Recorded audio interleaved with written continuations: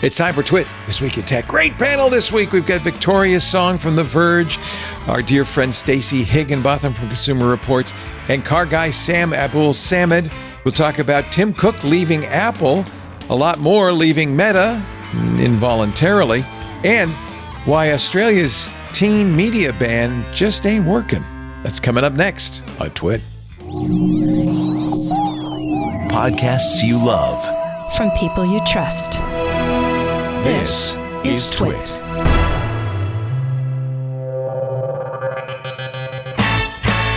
This is Twit, This Week in Tech, episode 1081, recorded Sunday, April 26th, 2026. That's Miasma. It's time for Twit, This Week in Tech, the show where we cover the week's tech news. Hello, everybody. Good to see you. And good to see our panel today. Stacey Higginbotham is back in the house. Hello, Stacey. Hi, everybody. Policy Fellow for Consumer Reports. Looks like a beautiful day in the Pacific Northwest. It is. Yeah. It hurts my soul to be inside. I'm sorry. We'll get this over with real quick so you can get out for the sunset. How about that? Do you get really nice sunsets on your island? Because I came from Texas, no. Oh, you're spoiled. They're fine. Texas, we don't have enough pollution up here. Yeah, I was going to say the thin layer of hydrocarbons in the air really give it a rosy glow. Yeah. I mean, there's still, like, you see the water and it's the mountains. It's beautiful. I mean, that's very nice. Yeah. I'm jealous. Also with us, Victoria's Song, senior reviewer for The Verge. Hello, Victoria. Hello. Sorry I was late. No, you weren't late. You were just on time, exactly like a wizard, exactly when you meant to be. Wonderful to see you. Everything going well in the Song household? Yeah, pretty much. Just same old, cats being mischievous, husband stomping around somewhere. Nice. Same old. Yeah. Turn yourself up just a little bit because we want to hear all the goodness of Victoria's Song. And by the way, you and I are the cat owners here. Stacey has a brand new dog. And Sam Abul-Samad is here with his pup. Hello, Sam from Wheelbarrows Media. My car guy. Hey, good to be here again. And you drove something, what is the Toyota Woven City? What is that? So Woven City is this. Is it made of fabric? No, it's not. It's this test area that Toyota has built near Mount Fuji. Oh, this is why you were in Japan. This is why I was in Japan. I was visiting Woven City. The story I've written has not been published yet. It'll probably be coming up in the next couple of days. This is all built just like a test for a test track? It's not real? No, it's real. There's people living there. The first phase opened in October. And there's about 100 people living there now. They plan to grow that to about 2,000 people. So the facility is there's three main areas to it. There's what they call the Inventor's Garage, which is part of the old factory that was on that site. Oh, it was an old Toyota factory. Yeah, and then there's the buildings, the residences, and then there's the experiment field, that's kind of the test track.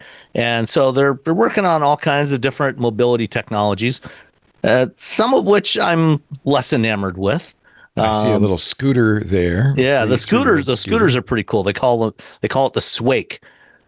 Does it have three wheels? Yes. It's three wheels. It leans, so when you're going around turns, it leans. Got a little backrest to give you a little more support, make it easier to stand on it. That's nice. It's pretty slick. And then these Zook style driverless vehicles. Yeah, those are called the e-pallet. They got to work on the naming, but it probably makes more sense in Japan in Japanese. Yeah, so it's an electric pallet. It's designed, to be used for a variety of uses, like moving up to 17 passengers, or they had a couple of them that were set up. One was set up as a mobile coffee shop. Another one was set up as like a little convenience store on wheels. And there was another one that was very clean. Mobile office. Yeah. Look how clean the streets are because there's only 200 people there. What's that? That is a robot that they use for delivering packages and stuff. So that's That's like a mailbox thing. So they're experimenting with various types of robotics and a bunch of different things. For people who are only listening, it looks like a trash can on a pedestal with a stool next to it, and it rolls, I guess, around. Yeah, and stuff's in the can. Yep. So, like Twit. Oh, there's another version of the robot. So this is called the Guide Mobi, and again, the little vehicle in the front. It's 3 wheels and it's autonomous. It's got radar, lidar, and cameras, and you can use it for a bunch of different things. They can hook up a little trailer to it, so like utility workers, landscapers can have one of those that follows them around. This is all conceptual, right? This is Toyota's. No, it's experimental. I would put it that way. This stuff all real. exists. We saw all this stuff. Wow. So if you go back to the previous image, what it's doing there is it's actually towing a car. So it's towing a Toyota BZ virtually. So it's wireless towing. So what they have is, so for this community, follow me, what they call Woven City, they have shared vehicles that they provide to the people living and working there. So they've got a fleet of these vehicles, and there's a parking garage that has solar panels, and it's set up as a virtual power plant. So all the charging happens in there is bidirectional charging. So if there's extra power, or if they need some power from the batteries in the vehicles, they can pull that out. When somebody needs a vehicle to go somewhere, then they just pull up their Woven City app, they summon, and what happens is the little Guide Mobi will come up by one of the vehicles, connect to it wirelessly, and then guide it to where the person is. What protocol does it use? Mm-hmm. What wireless protocol does it use? It's basically Wi-Fi, but it's customized. It's not low-raw or something. Stacey's a big low-raw fan. Yeah. Sorry, I'm a big wireless person. So yeah. They didn't get into too much detail about the specifics of the wireless protocol they're using yet. Okay. And then when you come back, because everybody's living in these apartment-style buildings, there's nowhere to park your cars there. So when you come back, you just pull up by your building, summon the Guide Mobi, and it will come and take your car away, take it back to the garage. It'll get plugged in, charged, and then it becomes part of the virtual power plant again. So if the local utility is running under high load, they need some extra power, they can pull it out of the batteries in some of these cars as needed. So it becomes stationary storage when needed. Do you think this is just a showcase, or do you think that this is kind of a real something that will really happen?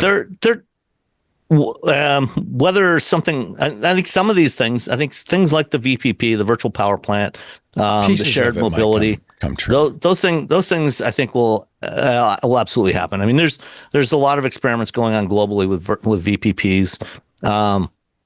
Shared mobility is obviously a thing, but one of the other aspects of this whole community is Toyota, through their Arene division, which is their software division, has developed the Vision AI model, which is it's their own in-house developed foundation model and a vision language model.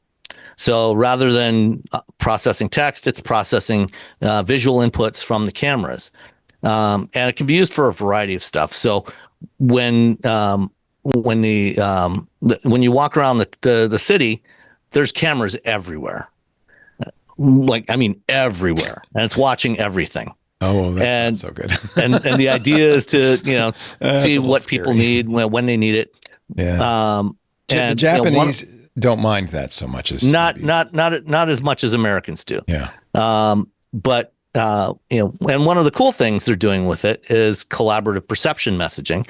So as vehicles are moving around the city, obviously the cameras on the vehicles or human drivers' eyes are limited to line of sight.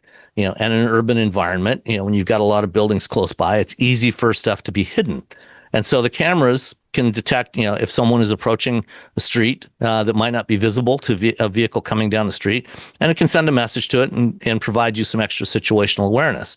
Or if it's an autonomous vehicle, to let it know, hey, there's somebody coming, you should slow down. That's all well and good. I'm totally on board with that. where things get a little shaky is one of the things that they have in here in Woven City is a coffee shop owned by UCC. UCC is the company that invented canned coffee back in the 1960s. I know. And so they've got this coffee shop. And you go in. It's actually not bad coffee, amazingly. Oh, yeah. Given that it's in a vending machine. Yeah. But okay. But the problem, and they have a chain of regular coffee shops too. So it's not all in cans. Right. But you walk into this coffee shop, and if you look up at the ceiling, you'll notice there's cameras everywhere in the ceiling. And what they're doing is they're using the same Vision AI model to track what people are doing in the coffee shop. They're using it for market research to see how people respond to different coffees. You know, are people more alert? Are they getting more stuff done? Mm-hmm. You know, what are they doing when they're drinking their coffee? This is where things start to get kind of creepy. Remember Amazon's ghost stores? They closed those down. And I think some of it was people, there was the same idea. The camera, you didn't have to check out because the cameras would just watch you and know what you picked up and left with. And I think the reason they closed those is people were creeped out by it. Yeah, exactly. And, you know, I think, you know, I'm willing to give Toyota some credit that they're not going to do anything nefarious with all this data. The problem is we live in a world that also includes Palantir and Meta and ICE and the Chinese Communist Party. And when you start thinking about it from that perspective, I don't want all this surveillance around. It's very dystopian. Yes. So it can very easily run off into the weeds and be very bad. You know, it's funny because one of the things I wanted to ask you about, and I'm sorry, guys, jump in, Victoria and Stacy, if you're bored. I'm sorry. Whenever I get Sam on, I'm not a car guy, but I have all these questions. Elon has been taking a little bit of a victory lap, saying, we didn't really need LiDAR. He's always said, well, just use cameras. That'll be plenty. And I guess full self-driving has gotten mature enough now that maybe he was right. You don't have those spinning things on the roof? No. You still need a lot of head shaking going on. These things, you know, they don't operate in the rain. They don't operate in most bad weather. There's actually not very many of them out there. They're currently all being monitored. You're talking about the robo-taxis. The Tesla robo-taxis. Yeah. They're all being monitored 100% of the time by remote operators. Right. That can take over and at any time. Most of them still have, safety monitors sitting in the front passenger seat. Those that don't are usually being followed by another Tesla. Yeah, they have with somebody behind. Yeah. You know, so and if you actually, if you look at the data from the National Highway Traffic Safety Administration, their standing general order, manufacturers are required to submit data on any crashes involving vehicles that have level 2 or above assist or automation. And there's been quite a few crashes involving the Tesla robo-taxis in Austin where they've been operating up to this point. Oh, all right. So forget it. Yeah. All right. Well, we'll do more car stuff later. I don't want to. It's like, I have so many questions about this city. However, Woven City is really weird. I mean, interesting. I would like to live in a very, very planned community. Wouldn't you, Stacy? Isn't that kind of neat? No, I grew up in a planned community. It was the worst. Victoria, would you like to live in a really, really planned city? Like, it's one of those things that sounds good in theory, but then in practice, like, could you imagine it just taking way too long for the little bot to get your car to you and just like getting really the bot will be here faster if I just walk it off my car. Minutes. So just to explain the name Woven City, I don't know how familiar you are with the history of Toyota, but before Toyota was a car manufacturer, it started off as Toyota Automatic Loom Works. No. They started off building looms. Wow. That's cooler than Nokia's history. Cool. Yeah. Or Nintendo's history. They were a card company, a playing card company. Yeah. That's related. Nokia was tires, right? No, Nokia was rubber boots. Before they started doing tires. Then they did tires. Yeah. Then they did tires, yeah. But, and the idea of the name Woven City is they've got these two groups that they call the inventors. They're the ones working out of the inventor garage, creating new stuff. And the weavers are the people living there.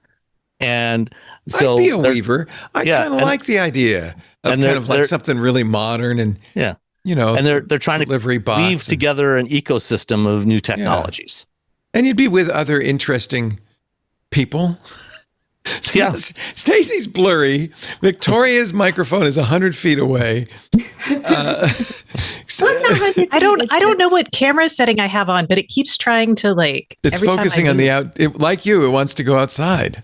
Yeah, sorry. Focusing on the tree. No, it's okay. It's when I say I want to live in this technological city, and then as if to remind me how flaky technology is, Stacy goes out of focus, and Victoria gets very quiet. It's my Barbara Walters filter. It's so I look so beautiful. You look like a beautiful thumb.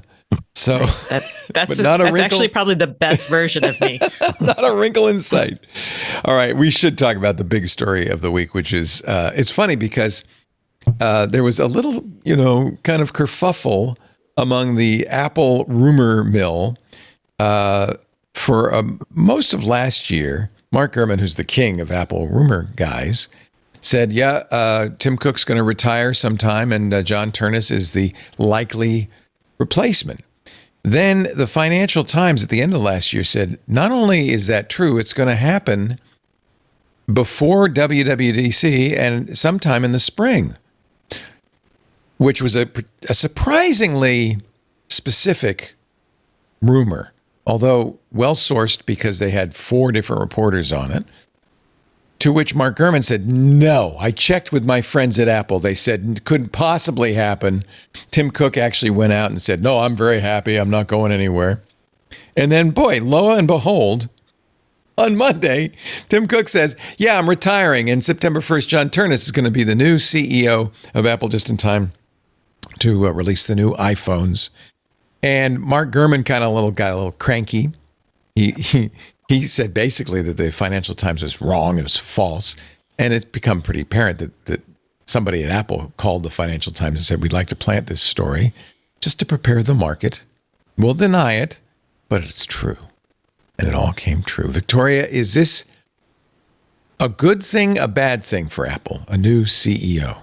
I think everyone has been talking about it for a while, so I don't think it's a bad thing. I think it'll be an interesting thing. And one thing is that Ternus is a product guy, so I'm kind of curious to see if there's any shift coming from that, because Cook, he wasn't like a Steve Jobs-esque figure. I think he might be most famous for his supply chain prowess, which I don't know about you, but supply chains are not the most exciting thing except to people who are excited by supply chains.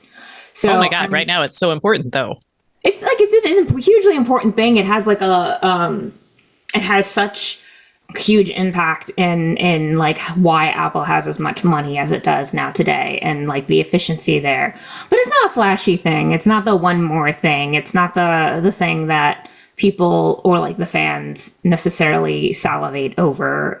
Yeah, but the flashy stuff doesn't happen unless the supply chain actually works. No, like, don't get me wrong. I think Tim Cook is like a steady hand, really smart in that sense. But I do think that there are people who are just like kind of longing for the old days of the twinkle in the eye, one more thing. Here's the flashy new product thing. And I think they're wondering if Ternus is going to give that to them. I don't know if he will. I think you got to be realistic. There's only one Steve Jobs in a generation.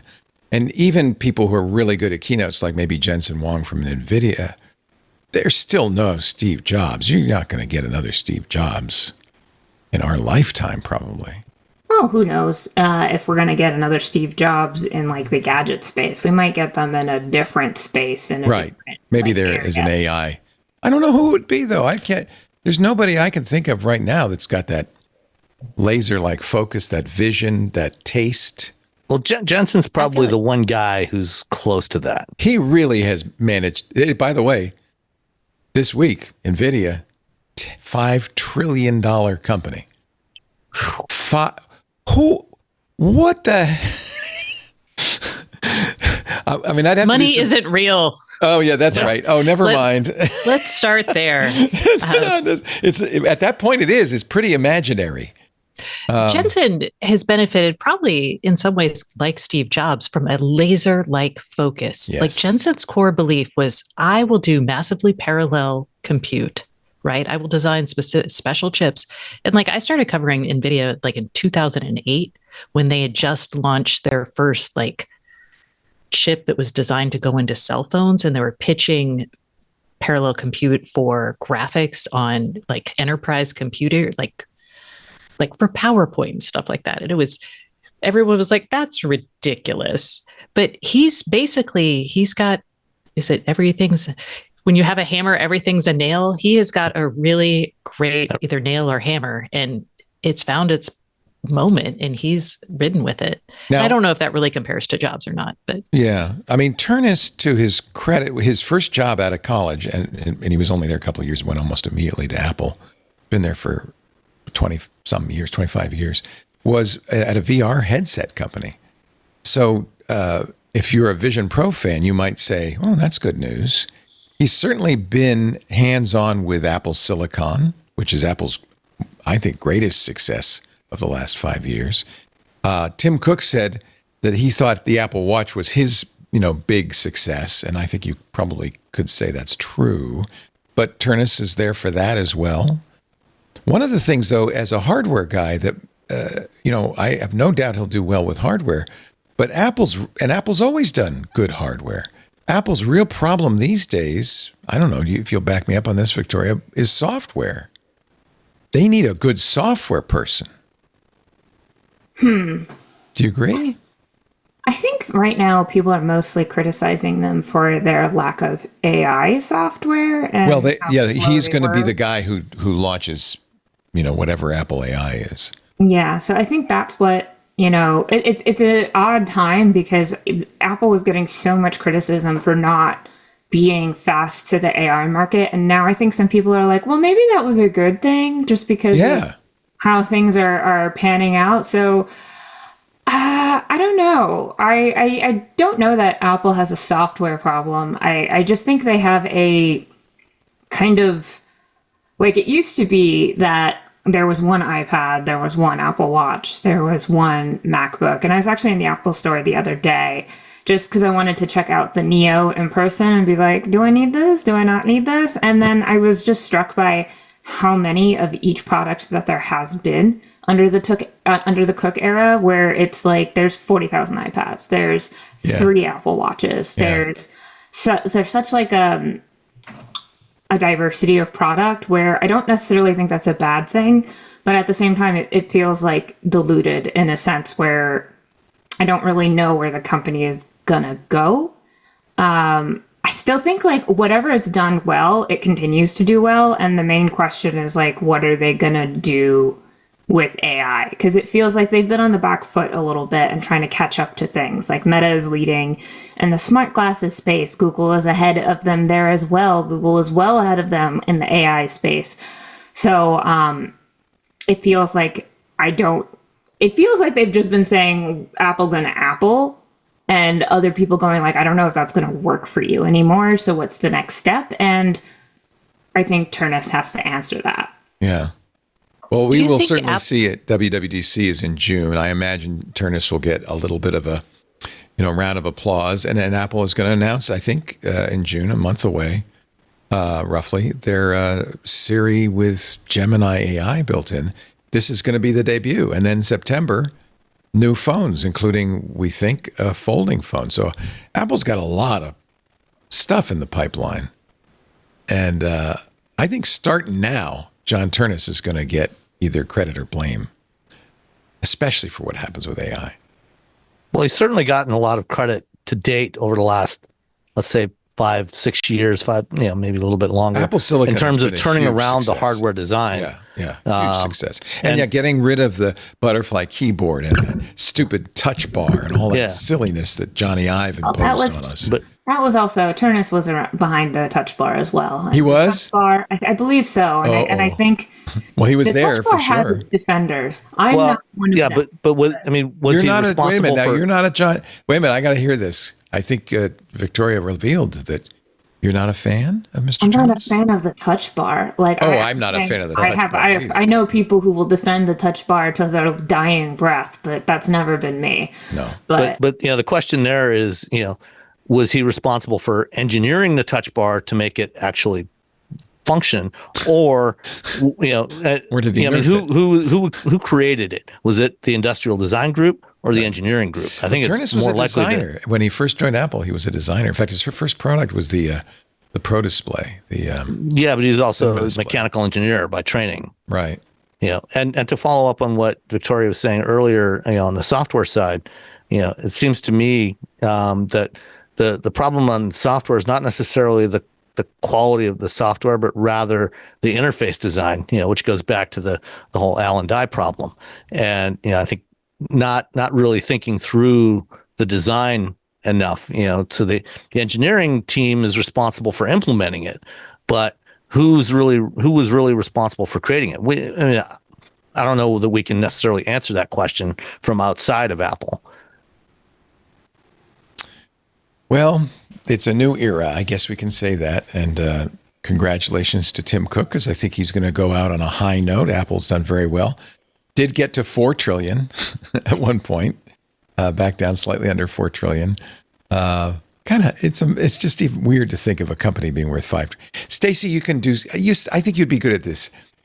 I've heard it said that the East India Company was like the equivalent of a $5 trillion company back in the 17th century.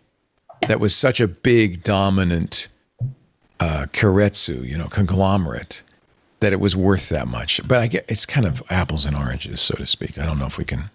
It was or tea and computers. Tea and computers. Yeah, I mean, in terms of economic impact and the amount of GDP of a nation, I don't know. But do you really want me to look this up? This feels feels like you sending me on a side quest. I felt like you would know just off the top of your head.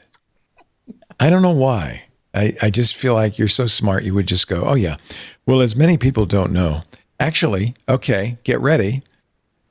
The Mississippi Company, a French trading venture, which triggered, by the way, one of history's first financial bubbles, would have been, in today's dollars, worth 8.4 trillion. Then the Dutch East India Company, 10.2 trillion.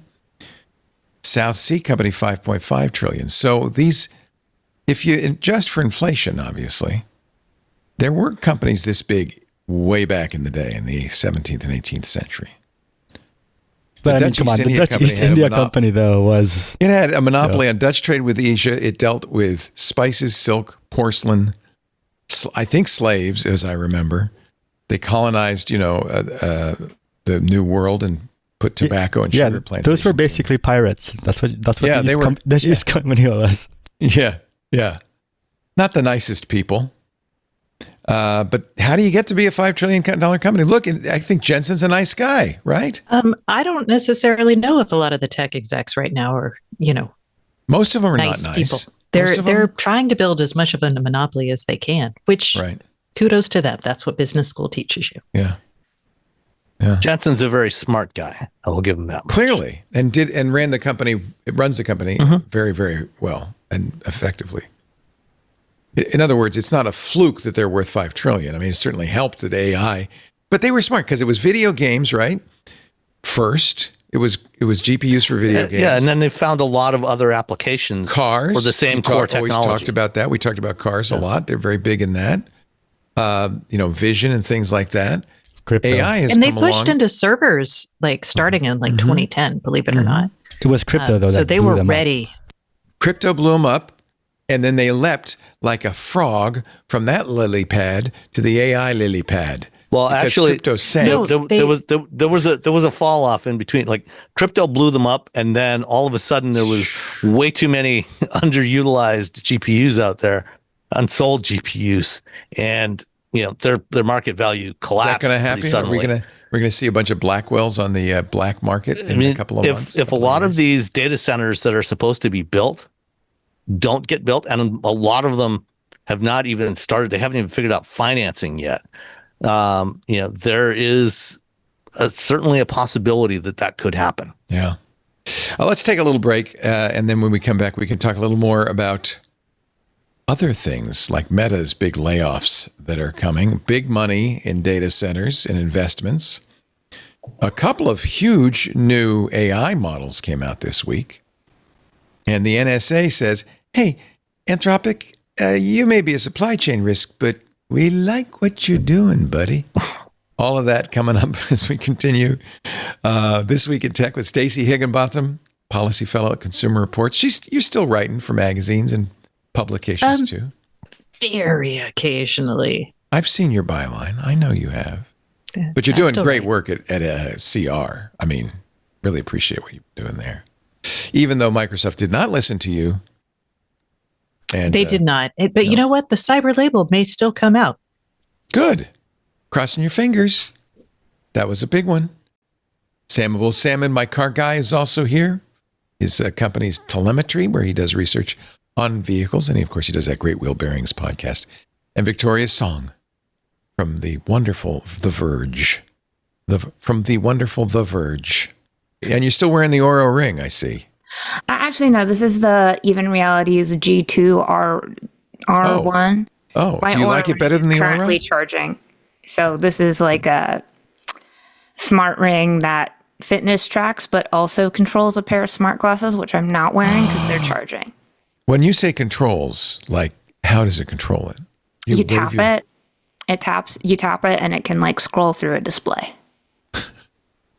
No, you tap it with your finger, not onto your head. You just tap it like on the But side. You have to be wearing the ring for it to work? It has its own like touch controls as well. It's just sort of like things are charging at the moment because it's a Sunday afternoon. I'm just curious.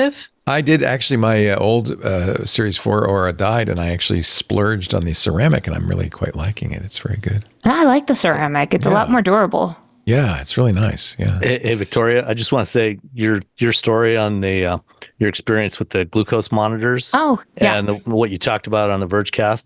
It's great stuff. Thank you. Well, hold that thought, because I'm going to do the ad, and then when you come back, let's talk about it. Because I wear the Dexcom Stello, and it's great.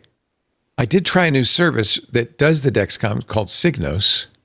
That's software that I kind of like. It kind of tells you a little bit more about what's going on and so forth. Anyway, let's take a time out, and we'll come back. Too much to talk about. That's what happens when you get a great panel. Our show today brought to you by Box. You know Box, the leading intelligent, I like that word, intelligent content management platform for enterprises. The key to unlocking the power of AI, I'm going to tell you something that's kind of controversial. It's not in the LLM. It's not in the agent. No, not the model. It's in your content. Oh yeah, that makes sense, right? Your business isn't the sum of internet knowledge, those other guys' knowledge. Your business lives in your content. Now, the good news is AI is not some far-off idea anymore. It's tangible. It's dynamic innovation that's here to stay. It's already having a profound impact on the world. And Box is here to help. Their mission is to power how the world works together. Collaboration is so important. Making it easy to access information from anywhere, to collaborate with anyone. Box serves more than 97,000 companies. 68% of the Fortune 50. Many companies are underestimating, I hope you're not, but many are, maybe you are, AI's transformative potential. Rather than reimagining their operations, they're just, bolting AI onto their existing processes, capturing, maybe some modest productivity gains, but missing the opportunity for fundamental business transformation. Becoming an AI-first company, it's not just about automating what you already do. It's about reimagining what's possible. With Box AI, businesses can truly leverage the latest breakthroughs in AI to automate document processing and workflows, to extract insights from content, to build custom agents, to work on assignments, and more. Most importantly, and this makes me really happy, Box AI works with all the major leading AI model providers. You're not stuck with one model. You've got OpenAI, you've got Anthropic, you've got Google, you've got XAI, and more. So you can always be sure you're able to use the latest AI models with your content. And here are some of, just as an example, some of the things businesses are doing with Box AI. They're using Box AI to extract key metadata fields from contracts, from invoices, from financial documents, from resumes, and more, to query and automate workflows. You're using Box AI to ask questions of any type of content, like sales presentations, long research reports, and more. You can do that for one file. You can do it with Box AI for thousands of files at once. You can even leverage Box AI's APIs to integrate into your application stack for any document processing and data extraction. Box AI handles the vector embeddings, the retrieval augmented generation, the RAG, and the agent customization, and they do it all inside the platform. And you can do this all, and this is really important, while maintaining the highest levels of security, compliance, and data governance that over 115,000 enterprises trust. Look, you need a content layer that gives AI the context it needs while giving your teams the flexibility they need to test and leverage various models for different use cases. You're never locked in. Box is great. With Box, you got it all. Visit box.com/AI to learn more. That's box.com/AI. We thank him so much for supporting Twit. Box.com/AI. Thank you, Box. All right. Now, what do we say? You liked Victoria's piece on continuous glucose monitors. You wear one, Sam? I do not. No. I do, and I'm type 2 diabetic, and it's been very, very helpful on watching not just what diet does to my blood sugar, but even what exercise does. And even more importantly, it's taught me to take a walk after dinner every night because I can really see the difference that makes. So, what did you learn, Victoria? Well, you can tell us what you learned, Sam, and then Victoria can tell us. Yeah, I was fascinated. Stacy's crying. I don't know why. I was just fascinated by what Victoria talked about around metabolism, trying to control your metabolism, and the challenges that she had with it. I'll let her. Oh, so you do wear one then, Victoria, not just for work. I had actually started testing these over-the-counter continuous glucose monitors, or they call them glucose biosensors now, just to differentiate them from the CGMs that diabetics use. So I had started testing these in 2024, and then over the course of the next now it's I think 19, 20 months. I had a very up and down journey with them because I'm non-diabetic, and the evidence for non-diabetics wearing this technology is, shall we say, non-existent, kind of. In terms of what? Its value? Not its accuracy. Not in terms of value per se. If you wear it, you can see how food impacts your blood sugar. You could see how exercise impacts it. But we actually don't have enough data among endocrinologists and medical experts to say what is good or bad data for a non-diabetic. So, what your blood sugar should be, sort of. We have an idea of a range. It should be between 70 and 140 mg per deciliter. Yeah. But so there was this study, and I talked to the researcher who conducted it, where they gave, I think, about 18 endocrinologists, expert endocrinologists who use CGMs every day with their patients. They gave them about 20 sets of data from non-diabetics, and they couldn't come to a consensus about whether these people should be recommended for further screening or whether they are totally fine.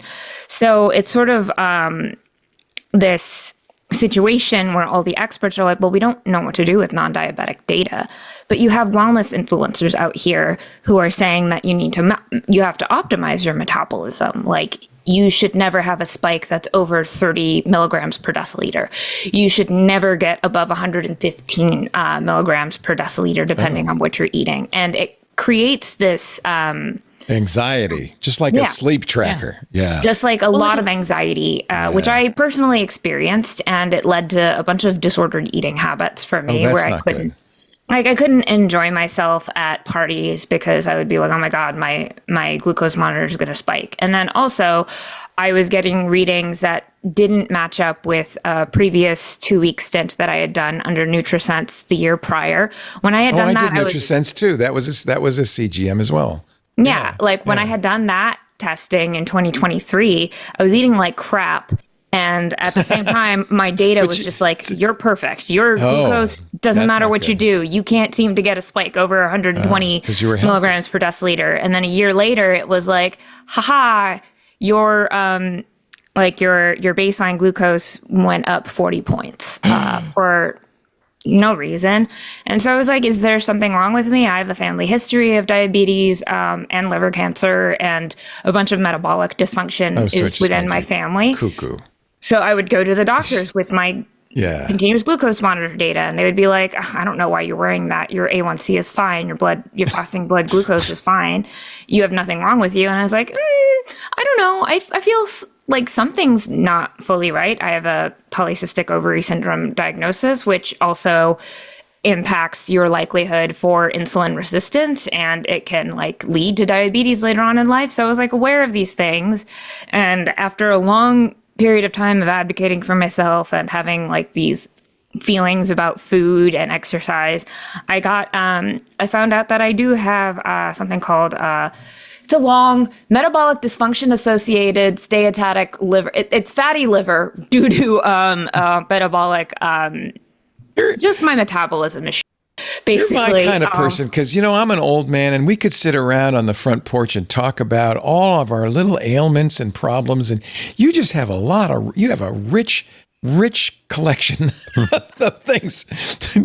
but you seem so happy. Do you feel better? I mean, do you feel that the diagnosis of your fatty That's good to know, right? Does it change the way you do anything, or does it provide some level of peace for you, Victoria? It was like a thing. On the one hand, it was like, no, I kind of had a sense that I had it for a long time because I'd had elevated liver enzymes for years, and doctors were just like, it's probably not that bad because it's not that elevated above normal. And then through the course of 1 year, a bunch of my metrics just went crazy, and I was feeling exhausted and tired, and I had no idea why. And then they took my liver enzymes again, and they were like, oh, they sextupled for one of them, and they tripled for another. That's not good. You've gone from mild to moderate and are in danger of liver scarring at this point, and we need to reverse that. So I got on a bunch of medications. I don't enjoy being on these medications. They have come with like some pretty severe side effects for me for the last couple of months. And so it's like it's a weird thing because these wellness influencers are, and not just wellness influencers, but also like RFK Jr. and his whole ilk are very on top of the metabolic optimizing trend and all of that. All you need, Victoria, is more peptides. We'll get into this. I'm doing a lot of peptide research these days, and that stuff need some peptides and a little brainworm, and you'll be good. Well, no, I was just like, that sounds both validating, and you got some diagnosis. Yeah, she got a diagnosis. But it also. Yeah, it reminds me of those scans, the full body scans that people do, and we don't know what a healthy body has in it, right? Again, I've done that. I did the pre-nuvo. Yeah, you did it. And sure, it may catch something, but it's also going to catch a lot of nothing. And what I learned and what my doctor told me is everybody's got something wrong with them. Yeah. Well, we generally like to wait till you have some symptoms, because then, we're not treating something that's just you're a different animal. And I would say, I really appreciated, Victoria, in that story, how you talked about how it led to some of your disordered eating, because way back in the beginning of like smart home coverage, I had like a smart scale, and again, not a glucose monitor, but I saw this coming and was trying it out, and I hated it. It brought back so many like bad behaviors and thoughts. And I just appreciated that your story talked about that in a way that a lot of them don't. Yeah. People focus a lot on the data and less on the, like, how does this change the way I feel about my like day-to-day life in my body? So yeah, like this obsession with using technology to optimize yourself, I think it can have a very dark side to it, especially since we don't know how accurate the data is. So you're basing we don't even know what it is to be optimized. That's what drives me absolutely bonkers. Yeah, I do all of those. I have that smart scale. I know how much muscle mass. I know I have the Oura Ring. I have the Apple Watch. I have every possible quantified self BS device there is. And I think the number one conclusion I came up with is the numbers aren't that meaningful. They really aren't. Like it can be useful to have a baseline and know when you deviate from the baseline. That is sort of what led me to finding a diagnosis and then taking steps to reverse it, because like I got the diagnosis and I found out that my liver enzymes went haywire at the same time that my uncle was undergoing surgery to remove part of his liver. So it was kind of like a very emotional time for me to be like, oh, at least I'm catching it early enough where it can be reversed. At least I can take steps towards that. And to be fair, you might have found that out with a blood test anyway, right? I probably would have, actually. Yeah. Like at my next physical, I probably would have figured that out. So it was sort of like I figured it out a couple of months early. Was it worth having all of those like thoughts in my head? And it was like, well, my blood tests now in a certain, like if I was optimizing for metabolism, my blood tests now look a lot better. But my cardiovascular metrics from my other wearables are much worse because I have these side effects, and it has been very hard for me to do the level of cardio exercise that I had been doing previously for that. So it's like, am I healthier than I was before? In some ways, yes, and in other ways, no. And I think it speaks to how wearable technology often treats mental health as an afterthought, and it doesn't speak to the way that these tools can be used to perpetuate some harmful, like disordered eating habits. And one thing that really stuck with me was the type 1 diabetics reaching out to me to be like, oh yeah, we have those anxieties around food, but we don't have a choice about that. We have to live with that every single day. I don't understand why non-diabetics are being pushed to live the way that we do, to constantly be weighing our food, to constantly be just like panicked about everything that gets put in our mouth. And I was like, yeah, no, that's not really a great way to live. And it was funny because some diabetics would look at my data and they'd be like, girl, you're fine. Why are you freaking out? And it's like, well, you're not going into a coma.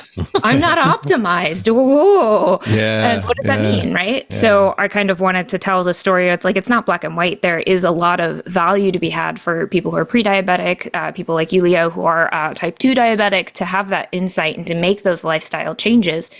But it's not just people who have a legitimate reason now. They want everyone to be using these devices. Right. And is that something we should be doing? Yeah. I'm inclined to think no. So, yeah. That's why I prefer to stay fully unquantified. There's just different types of people. I'm not a natural hypochondriac, so I can get that data and not get all worried about it.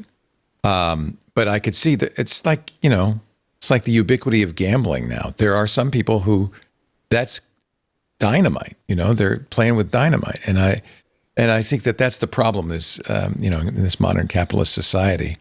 As long as somebody's making money at it, it's okay. And they don't think about the consequences of all this quantified self for some people, not for everybody.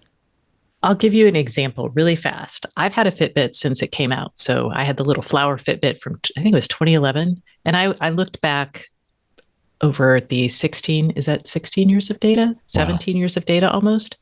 And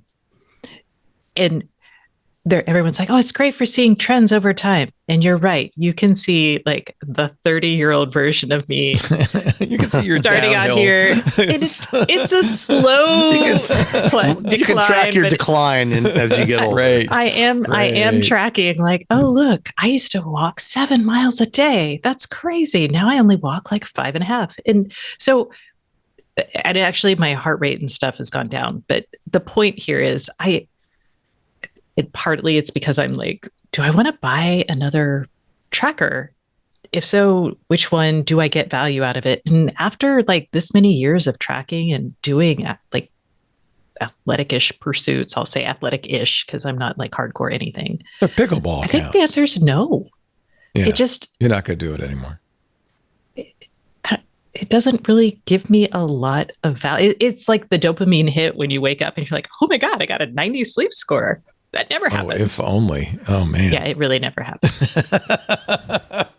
I'm settling for 70. It's good. It's good. I'm happy.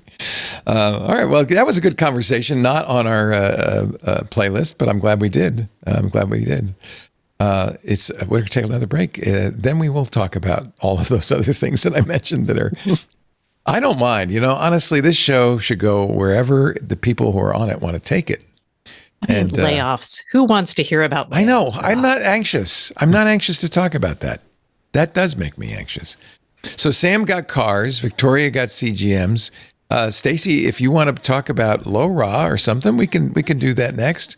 Whatever. Good. Or nutrition labels, whatever you want to. I miss the twig low raw discussions. Yeah, those were fun. Should go back to that. Do you still have that router in your window that ships can use as they pass by? I no longer have the helium router that was part of like basically a Ponzi scheme that I was unawarely. Yeah.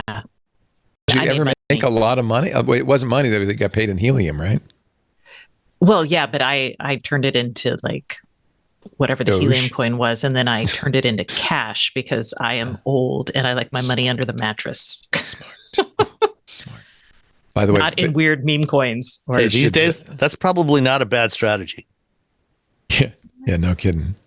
And I neglected to mention this, but I will mention this. Victoria's article in The Verge, you can search for it, is, and I love the title, "A Year of Continuous Glucose Monitoring Pushed Me to the Edge." Thank you, Victoria. We are going to take a break. We'll come back with more in just a little bit. The show this week brought to you by Doppel, Doppel. Maybe that text message. Maybe that is an urgent message from your CEO. Maybe it is, or maybe it's a deep fake trying to target your business, trying to rip you off. AI can impersonate trusted individuals. It happens all the time. Remember that wild story last year of the CFO who was convinced he was in a Zoom call with his CEO and the board, and they told him write a big check, and he did, and they were all fakes, deep fakes that fooled him. Remember that story? It can happen to you. AI can impersonate trusted individuals. But Doppel's platform illustrates how frequently users fall for phishing attempts in voice call simulation deployments. All right, voice call. Target users spent, this is scary, 6 minutes conversing with a deep fake. I mean, it's not just one line. They talked to it for 6 minutes. 100% of them believed the AI was human. You need Doppel. Doppel is the AI native social engineering defense platform. Doppel strengthens human risk management by training employees to recognize deception, while their digital risk protection detects and disrupts attacks across every channel. As attackers turn to AI to power increasingly sophisticated strikes, Doppel uses it to fight back. With automated takedowns, multi-channel coverage, and AI defenses that build intelligence with every fight, Doppel works relentlessly to protect people, brands, and trust. Doppel offers best-in-class integration and partnerships to seamlessly integrate into your existing security stack. Doppel's industry awards and testimonials speak for themselves. Doppel, recognized as a Winter 2026 G2 leader of users most likely to recommend, Momentum leader, best support, that's 3. Join hundreds of companies already using Doppel to protect their brand and people from social engineering attacks. Doppel, outpacing what's next in social engineering. Learn more at doppel.com. That's DOPPEL.com. And boy, do we need that right now. On we go with the show. Yeah, I don't really want to talk about layoffs, but man, it's bad out there. And it's been bad and it's getting bad. Meta has now said they're going to lay off 10% of their workforce. They told their staff that today. Not the only thing they told staff, they also announced they're going to record your keystrokes and use it to train their AI models. Okay. Microsoft did an interesting thing. They said, okay, if the amount of time that I had to do the math, the amount of time you've been with Microsoft plus your age is greater than 70, we'll buy you out. And I had to think about that. Now, if you're 40 years old, you couldn't have been at Microsoft 30 years, so you're out because you wouldn't have started when you're 10. If you're 50, though, you could have started when you were 20. That would give you 70. You could retire. So what they're basically saying is if you're over 50 and you've been with us for a while, here's the door. And we got a package for you. That is a little bit more humane, I guess. I don't know what Meta's going to offer its employees. And of course, in both these cases, they intend to replace these employees with AI. Here's the question. Is that AI washing? Are they really just trying to get rid of people and blaming AI? Or is it really because AI has gotten so good now they don't need those people? What do you think? I Could be can't both. possibly Both. believe that AI is good enough for them to get rid of people, just based on like my own personal testing of it, where like it's still, even at the things that it's good at, it still needs a human oftentimes to just shape it into a thing that's actually usable. So I really, I think there's a degree of AI washing in there, but also it's sort of just like, okay, I mean, you're going to do this. And then a little bit further down the line, I imagine they'll rehire some of these people. And then once they need earnings to go up and investors to be happy, they'll do the layoffs again. That's what this really is, isn't it? Yeah, I feel like this is just like, They're getting rid of expensive people. Yeah, that's what I was just going to say. The people who've got the most experience, they've been there the longest, they're getting paid the most. Those are the people that are being let go. And I mean, it happens in every industry. A lot of it has happened in the auto industry in recent years, but it happens everywhere. When they need to tighten up, the most expensive people are the ones that get shown the door. What I will say is it's a little scary, and this is because my kid is in college right now, looking at the job market eventually.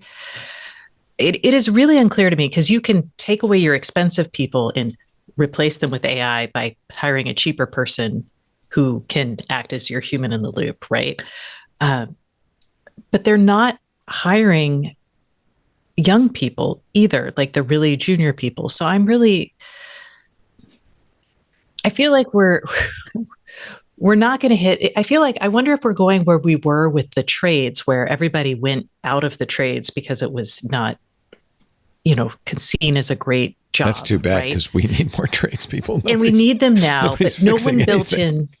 We didn't build in training programs. We didn't build economic incentives. And even when they saw this coming, you still didn't see a lot of economic incentives from a companies investing in training. They would invest in like college programs. So I'm very curious if we're going to see something like that happen with more of the white collar work, where we denigrate it, we kill kind of most of the pipeline, and then suddenly we're going to look up and be like, oh, wait, who do we have now to do this work that we absolutely still need a human to do?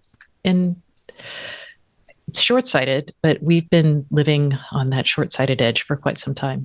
It does feel like everything's about the quarterly results, and nobody's looking 5 years down the road at all.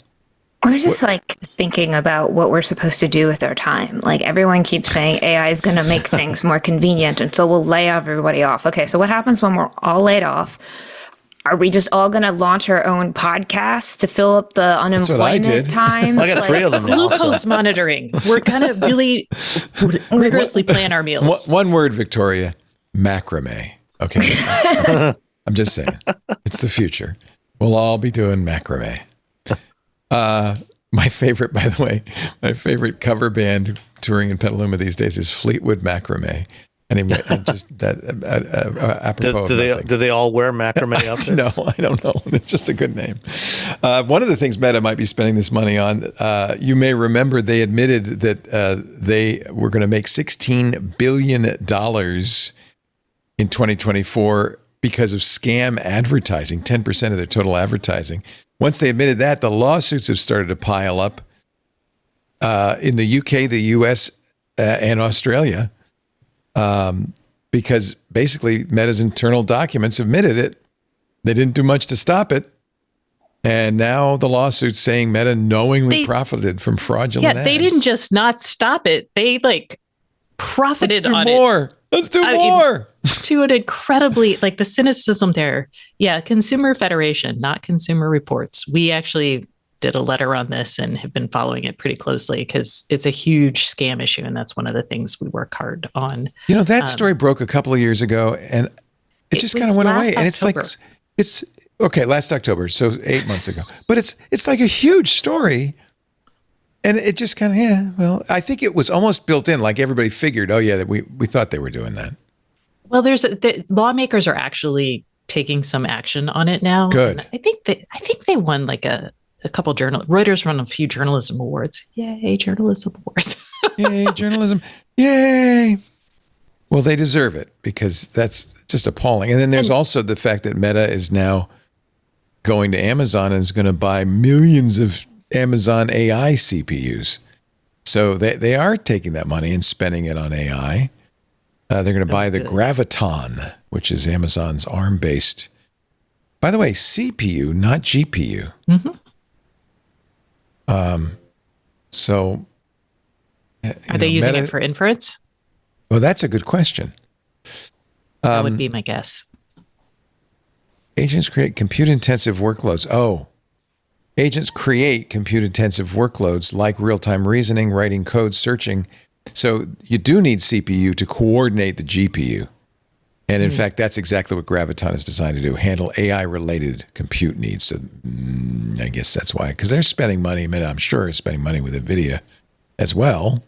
Yeah, well, the Nvidia chips already have CPU cores built into them. Oh, okay. They have ARM CPU cores. And a Blackwell is mostly GPU, but it has some ARM cores. It's got some Tensor cores and a bunch of other bits and pieces. Part of it was they couldn't buy it because Amazon does have a GPU, the Trainium, which is literally the worst name ever. The Trainium, they couldn't get those because Anthropic basically bought them all for years to come. So I guess they're also just getting what they can get. Anthropic agreed to spend $100 billion over 10 years to run its workloads on Amazon Web Services. That's not real money. That's more of that funny money? We should stop. This drives me absolutely insane. So wait a minute. There's one more story that you can then complain about too. Google investing $40 billion in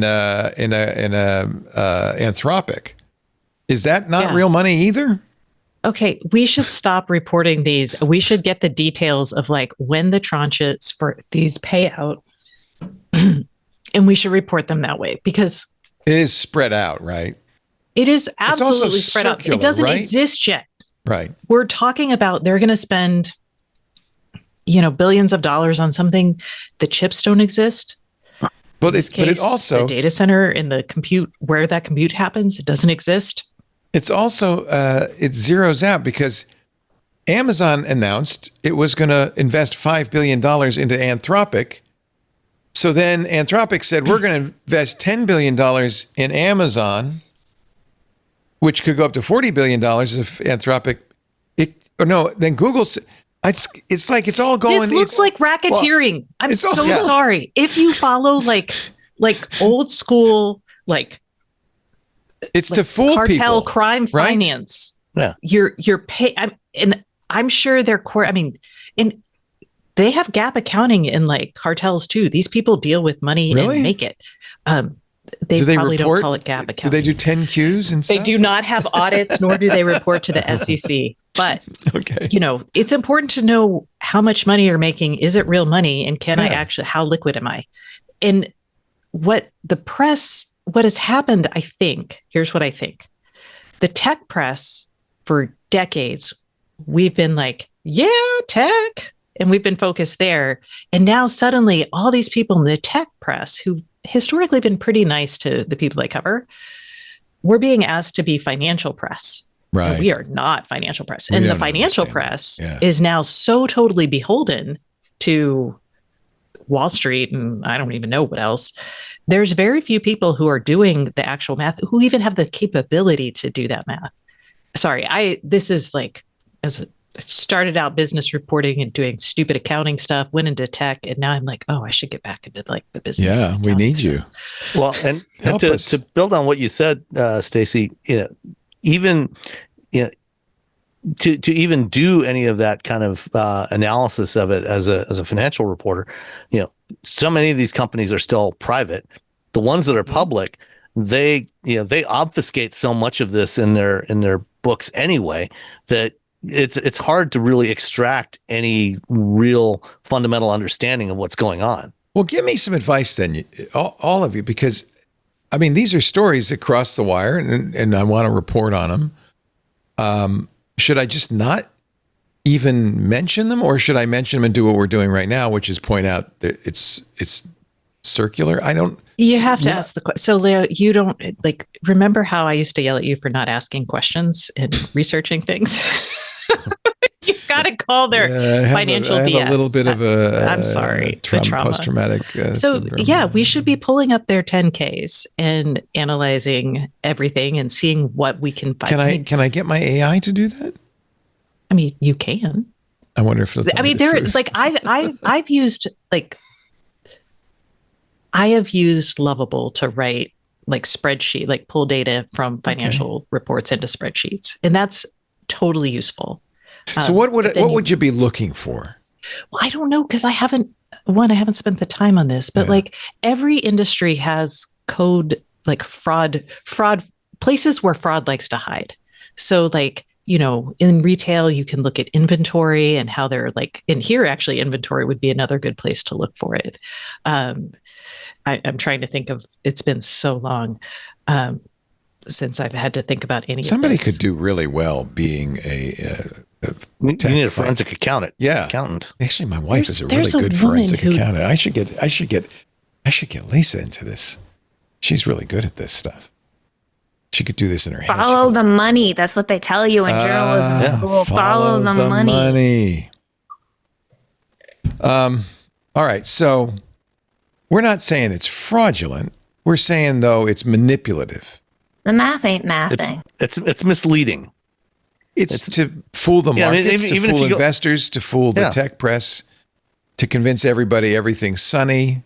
And they're not even working that hard. That's what drives me nuts. I mean, I should probably do this. I don't have this much spare time, but I know.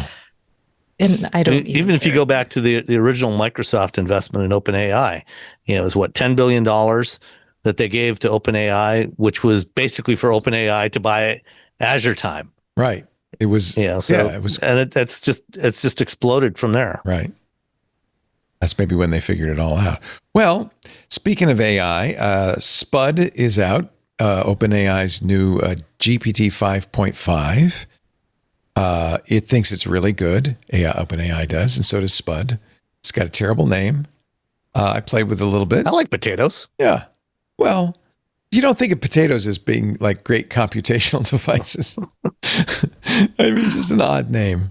I think Mythos, that was a good name from Anthropic. But Spud, what's funny is as soon as these companies release a new model, as soon as Anthropic releases Opus 4.7 and Mythos, OpenAI says, well, we got 5.5. Then DeepSeek, which we haven't heard from in a while, they were the ones that shook everything up in January of last year when they showed that, in fact, maybe China has some pretty good models. They have a new model, V4, which they're saying is as good as the best frontier models from Anthropic, OpenAI, and Google. And I think from what I've seen, that's close to true.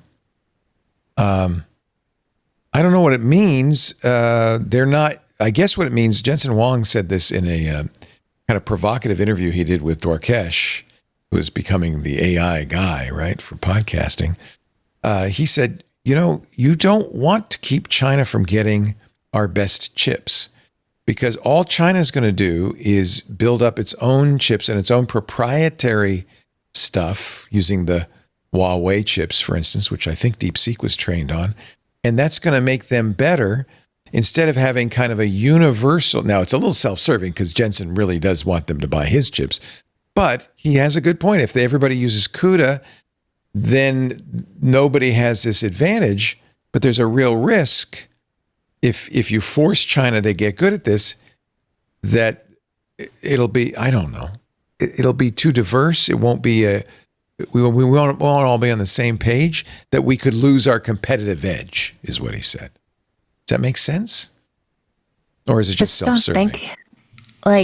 In some backwards way, you can kind of see what he's saying, right? It makes sense they get to me, really but good. I'm an idiot, but at this, from a different point of view, it's well, isn't that what you want? Don't you want there to be more competition? Don't you want there to be a lot of competing different versions of it? Is it good to have everything be on one universal thing? In some ways, in terms of convenience, yes. I agree. Yes, but in terms of competition, no. You do want these companies to be afraid and looking over their shoulder because that's how you get innovation. So, Like, I think it's a bit self-serving of him to say that. And when you have a $5 trillion company, do you really want competition?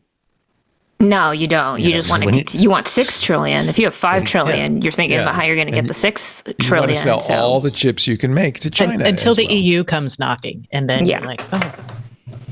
Well, yeah. I mean, Intel used to keep AMD like just surviving. Right.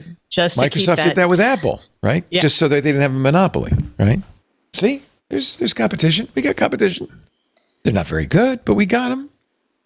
I have competition apparently from Ashley Vance. This is a weird side story, but I thought it was very weird. He did an interview behind a paywall with Sam Altman and Greg Brockman.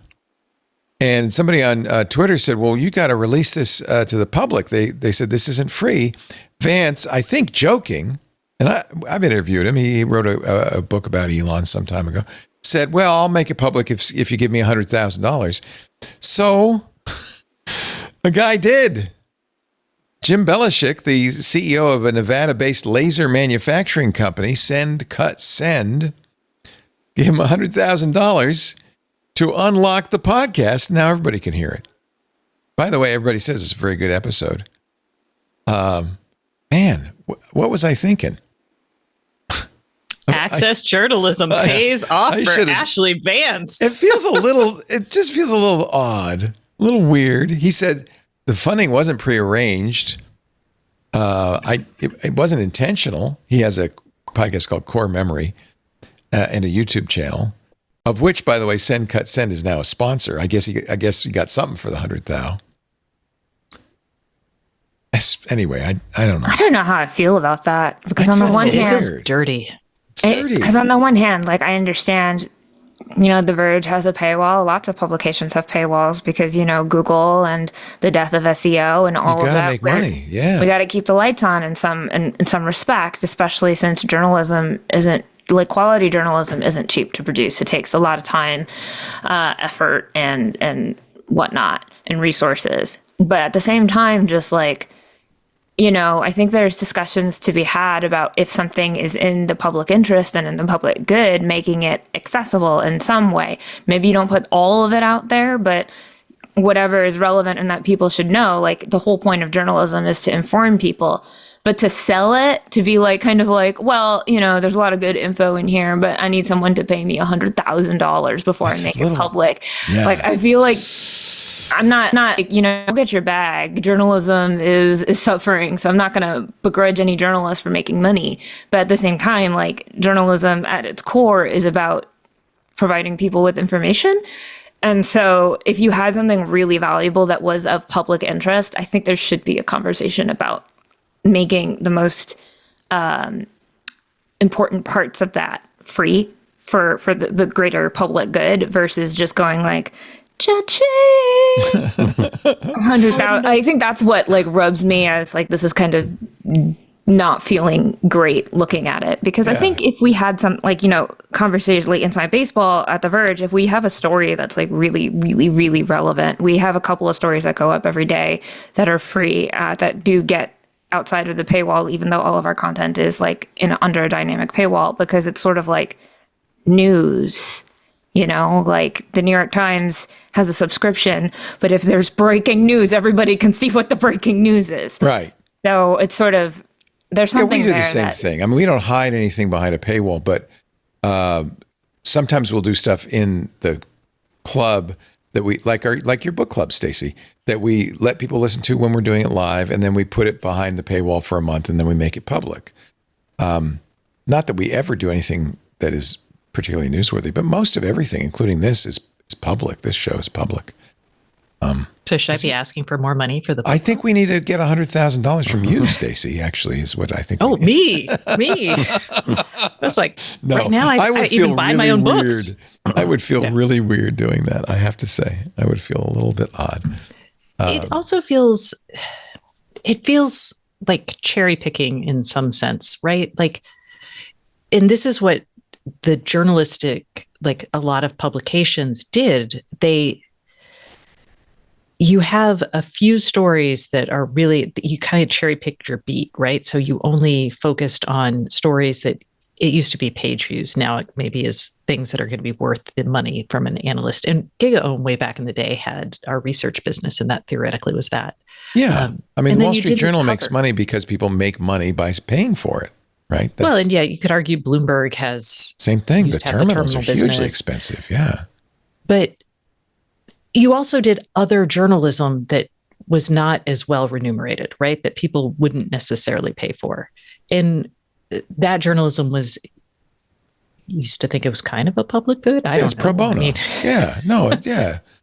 Every news is essentially pro bono, but you got to pay for it in some way. So yeah, like news that gets clicks versus news that doesn't get clicks. Right. As someone who wrote deeply about wireless protocols, not all of my stories got clicks. Not link bait, exactly. You won't believe what LORA's going to do next. 10 ways stories. Wi-Fi could change your life. It's all in the headline writing. Is Fox is selling The Verge or no? What did I read about that? What are they talking about that? On that? And I would love to know too, Leo. It's one of those things where like there's been a couple of media rumors about Jim Bankoff shopping around the sites. As far as I know, we're not going anywhere. The Verge is, I think, almost certainly the premier tech blog, tech site right now in the world. I mean, I haven't heard anything about like us getting sold. So far, it's just like stuff from Puck and I think Adweek saying that That's the problem. I read Puck. There's my problem, and I pay a lot of money to read Puck. By the way, it's not. I mean, there's been rumors. What you should be doing is paying your money to read The Verge. I do. I am a paid member, premium subscriber, of course, to The Verge. See. Yeah. No, The Verge is worth it. Absolutely. Absolutely. Thank you, guys. Yeah. It helps keep the lights on. But speaking of which, I'm going to take a break for an ad. How about that? Mm-hmm. You're watching This Week in Tech from The Verge, the wonderful Victoria Song, senior reviewer. Always a pleasure to have you on. Thank you, Victoria. Sam Abul-Samad, my personal car guy, wheelbearings.media.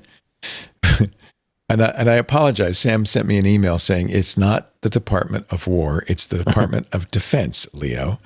And I sometimes slip into the colloquialisms, the Gulf of America, the Department of War, but I understand the legal name is the Department of Defense. I appreciate the correction, Sam. I forgot to respond to that, so I thought I'd respond in person. No worries. Anyway, great to have you, Sam. And, of course, Stacey Higginbotham from the wonderful Consumer Reports. Our show today brought to you by Meter. Talking about Wi-Fi, let's talk about Meter, the company building better networks. You would love this company, Stacey. Founded by two network engineers who feel your pain. If you are a network engineer, they know what it's like, and you know what it's like. Legacy providers, inflexible pricing, IT resource constraints stretching you thin. But of course, you're expected to work miracles for nothing. Complex deployments across fragmented tools. Let's face it, network engineers, you're mission critical to the business, but you are forced to work with infrastructure that just wasn't built for today's demands. And it's not, it's not your fault, and it's not completely the boss's fault because this stuff moves fast. But there is a solution. Businesses are switching to Meter. Meter delivers full stack networking infrastructure, and I'm talking wireless, yes, cellularless, wired, of course, that's built for performance and scalability. But they did something remarkable. They said, in order to do this right, we need to do the whole stack. So Meter designs and builds the hardware. They write the firmware. They build the software. They manage deployments. And they provide support. One number does it all. They will do everything, going down to getting the ISP procurement. They will do security for you, routing, switching, wireless, firewall, cellular. Power is really important, right? They'll do the power. They do DNS security. They do VPNs, SD-WANs. They specialize in the challenging situations that you will run across in business, multi-site workflows. You acquire a company, they've got a 200,000 square foot, warehouse in Muncie, and you're over there in Chicago, and you got to get them on your network, and their Wi-Fi never worked well to begin with, and But Meter comes in, they fix it all with a single solution. Meter's single integrated networking stack works in the most challenging environments, major hospitals. They're in branch offices and warehouses. They're in large campuses. They're in data centers. Reddit uses Meter, okay? Here's a quote from the Assistant Director of Technology for Web School of Knoxville. Quote, "We had more than 20 games on our campus between our two facilities. Each game, every one of those 20 games streamed via wireless and wired connections. And the event went off without a hitch. We could never have done this before Meter redesigned our network." End quote. With Meter, you get a single partner for the whole kit and caboodle, all your connectivity needs, from first site survey to ongoing support, without the complexity of managing multiple providers or multiple tools. They're on your side. They're the people you bring in to solve the thorniest problems. Meter's integrated networking stack is designed to take the burden off your IT team and give you deep control and visibility, reimagining what it means for businesses to get and stay online. Meter, built for the bandwidth demands of today and tomorrow. We thank them so much for sponsoring. Go to meter.com/twit to book a demo. You should do that right now. meter.com/twit to book a demo. We thank them so much for their support of This Week in Tech. Talked to these guys last month. I was so impressed with what they're doing. We mentioned Mythos, this spooky anthropic model that they say it's too good to release to the public. Instead, they gave it to 50 companies saying, fix your software before we give it to the bad guys. But what's funny, and remember, Anthropic is the one that the president said nobody in the government should be using. The Defense Department said that they are a supply chain risk, which is usually reserved for foreign government software. But then Mythos came out, and apparently the NSA said, we could really use this. So according to Axios, NSA is using Mythos despite the blacklist.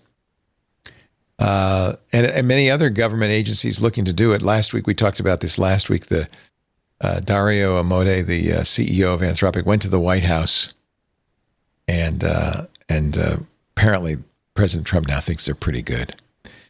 Mythos, some questions about whether it was just a marketing ploy, but Mozilla said they've used it to find and fix 271 bugs in the current version of Firefox, the one that just came out. And Anthropic has surged to $1 trillion valuation because of this, but also because enterprises seem to have been very enamored of Anthropic's opus as well. And bad guys got Mythos. Apparently, according to a number of sources, a group of unauthorized users has gained access to Mythos in their Discord. The unauthorized group tried a number of different strategies to gain access, including using access enjoyed by the person who was interviewed by Bloomberg, which broke this story. The person currently employed at a third-party contractor that does work for Anthropic. They're on a Discord channel. They've been using it, they said, regularly since gaining access to it. And they showed Bloomberg screenshots and a live demonstration. Cool. What could go wrong? Paris asked a great question.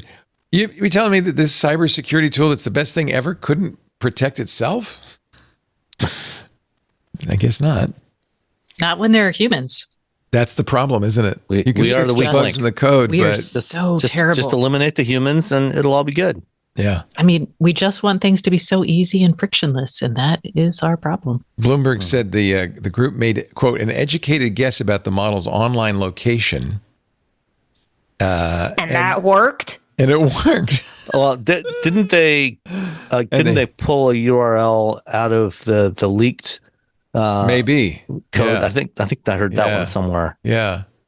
Yeah, the leaked source code from a couple of weeks back. The good news is these aren't hackers, they're not bad guys. They just like playing around with the latest models. And so they haven't used it to create 0 days or anything, at least as far as we know. Well, so far. We don't know that. We don't know that.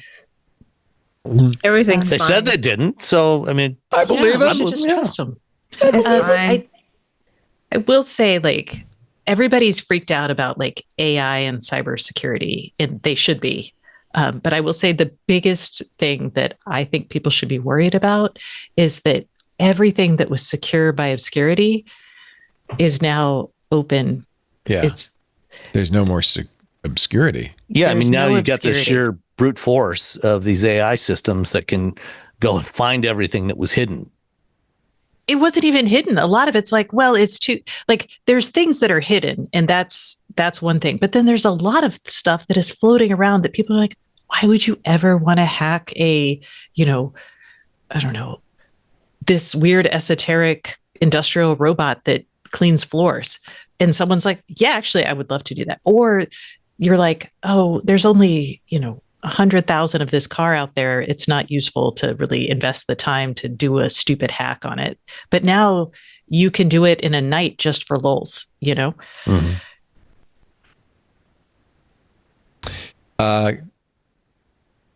SpaceX XAI Grok, the blob, has said that they are going to, either buy Cursor, the AI code generating tool, coding tool, for $60 billion, or just give them $10 billion, one way or the other.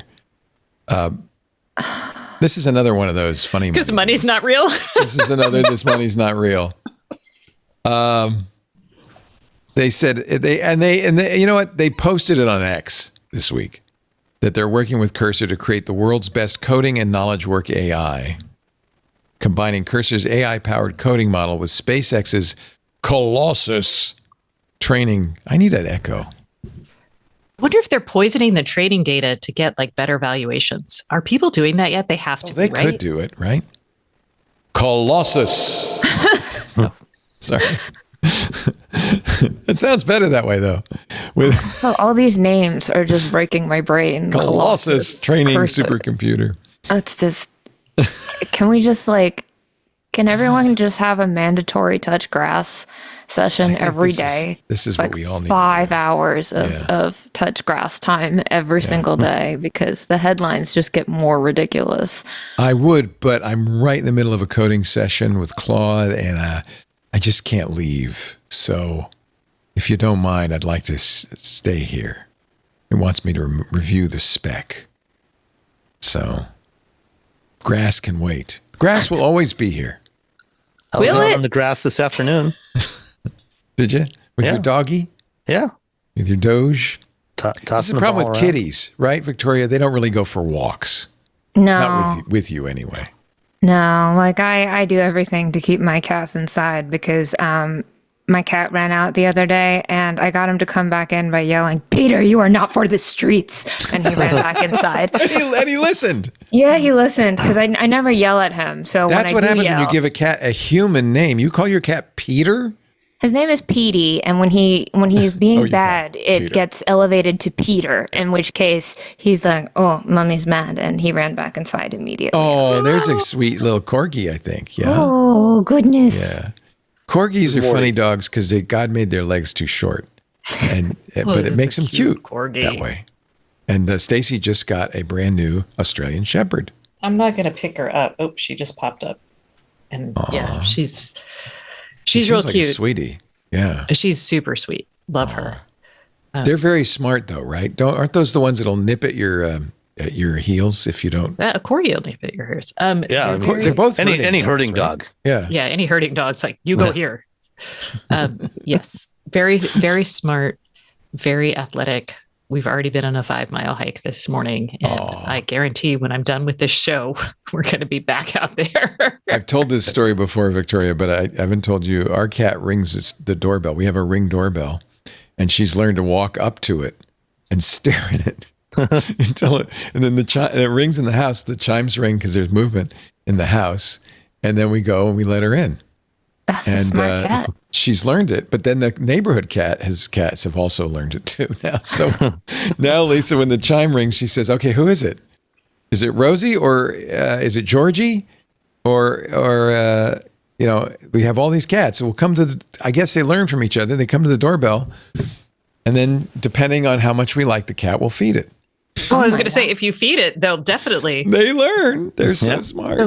So Ring should have started with cats for you and not their like surveillance dog network. And I absolutely say our Ring does not point at anything but our front walkway. You can't see the street. You can't see the neighbors. You can't see anything but our front walkway from the Ring. So don't worry. But what about people who deliver to your house? We see that, but that's what we want to see. That's the whole idea. So we know there's a box there, right? Huh? You're inviting them into the surveillance state against their like consent. But they took the job with Amazon. Didn't they know there's a camera in the van? There's a camera in the houses. In this economy, can you afford not to take the job? Right. I'm asking the questions to make you think a little harder about it. Just because. Okay, but to make up for that, we offer them snacks and beverages. We have a little refrigerator out there, and we have a bowl full of chips and healthy snacks as well, so that if they are hungry. And we have a porta potty outside because the house has been under construction for the last 23 years. So, basically they use our facilities. So I figure we should, the porta potty's not on the camera. Okay. It's in a separate, well, it is on this. Never mind. This is why my husband hates me. You need your little punching rig still for I know. These are just verbal punches now. I'm just like, let me ask you a question. Go ahead. I'm already bruised. I have Eufy doorbell cams that just record on a local home station. Yeah. Almost everything's ubiquity of my house, which is all local. Doesn't go to the police. Doesn't go to anywhere. But the Ring, the house came with the Ring, and I can't really replace it because it's like built in there, and because the cat needs to ring the doorbell. Okay, I have replaced literally dozens of video doorbells in my life. They're not. It's that fancy one that's Ethernet. It's powered by Ethernet. And if I remove it, there's a big hole in the wall where it goes. You know what you can do with holes? You can fill them in. Patch them. Yeah. I'm just saying that the technology it's not even hard. I don't pay for a Ring subscription. Does that help? I mean, I don't like. They don't. Well, if you at least it doesn't go to their servers, does it? Yeah, it does. Probably does. Yeah. Everything will hit their servers unless it's recording locally to an SD thing. Should I put a sign up at the beginning of the path saying you're on candid camera? I mean, I do believe if you have any outward-facing cameras, you should notify people that you have outward-facing cameras with some sort of sticker. Signs. It used to be like some places that used to be. Is there a law that you have to do that?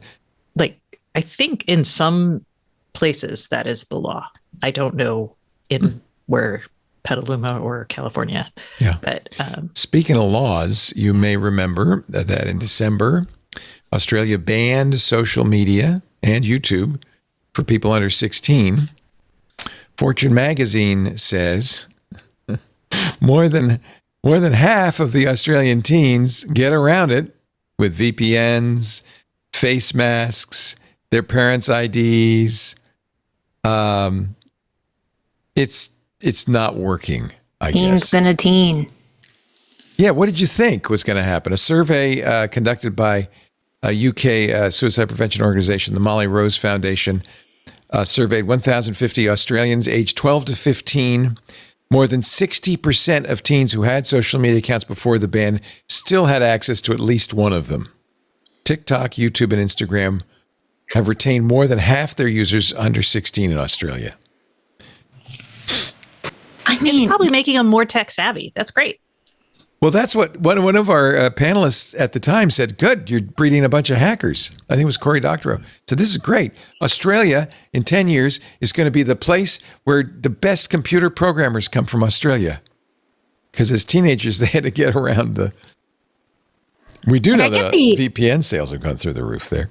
I get the thought process because I think there's a lot of data that shows that social media use too young is not good for the brains, but it's also like you have to understand teenagers and remember what you were like as a teenager. If you tell me no, I'm gonna do it. Right. So you're especially going to do it if you tell them no. Right. So you have to find some other way to make them not want to do it. Oh, it was Harper Reid. Thank you, Galia. Galia says it wasn't Cory, it was Harper Reid who said Yes, that's right. You're very good memory. That's right. Give him credit for that. Also, I'm sorry, Stacey. Oh no, now I can't remember. I was like, I lost it. Oh, it was also you're hiding like the best stuff. I mean, it makes them want it more. It's not like you're doing age verification for like, I don't know, Excel or something excruciating. I mean, it's you like must be 16 or older to use this accounting software. They wouldn't care. But Instagram. No, they would become great accountants. I just think the internet when I was a teenager, which was like in 1994, was, I'd be like, I mean, plenty of my friends were like, why would you even want a computer? And I'm like, why would you not want to spend all of your time online? Yeah. But I was weird. And now that's like where everything is. So it makes sense. By the way, Harper Reid and Amy Webb will reunite on a show in the next couple of weeks. Harper is in Japan right now when he comes back. Apple kind of got a little trouble when the FBI said, those signal chats are supposed to be encrypted. We were able to get them by looking at the notifications. We just, and you know what? Even though the person we were investigating had deleted Signal, the notifications were still there. To which Apple said, oh, whoops. And they pushed out a fix for that this week. If you care about that, our fix was don't turn on notifications if you're using Signal because the notifications are in plain text. The FBI had been able, according to 404 Media, to extract deleted Signal messages from someone's iPhone using forensic tools due to the fact that the content of the messages was displayed in a notification, then stored inside the phone's database, even after the messages were deleted. Yeah, because you still have that notification history. Yeah. By the way, this is also the first time in this case that somebody was charged for being an Antifa. So there. Antifa. Like money. Antifa isn't real. I know. The case involved a group of people setting off fireworks at the ICE detention facility in Alvarado, Texas in July. It was the 4th of July. Come on. They're patriots, not Antifa. Anyway, Apple fixed it. After the news that Apple had fixed it, Signal President Meredith Whittaker said, we never asked Apple to address the issue, but we don't think notifications for deleted messages should ever remain in any OS notification database. But let's face it, Signal allowed clear text notifications, which they probably shouldn't have. So there's a lot of blame to go around, but now it's been fixed, says Apple. I will say, if you're security conscious, are you having your texts or your Signal messages come up as like notifications? They should. You should. Exactly. You should turn that off anyway, right? Anyone can see your phone when they come in. The whole story. I was like, I'm glad they fixed it, but I'm also like, why are you using this highly encrypted messenger and still putting the notifications on your screen? I think some people don't think that far, right? Yeah. Like that's an extra step. Well, like Antifa doesn't. No, they don't apparently. But I started doing that just because I have very bad eyesight, as you can see from my extremely thick glasses, which means my text size is the size of the moon, and anyone can read my phone if they can see my screen. So I've started. Because I'm old too, and I zoom in the phone, I make the text big because I'm old, and I think, at first I was like, oh no, you shouldn't do that. But then I thought, why? I should be able to read it. Nothing wrong with that. Yeah. But then there's a lot of programs where if you do that, you can't use them because the buttons hide stuff and the buttons are hidden. They don't scale well. They don't. They need a responsive design for. Yes. Fix your software, dude.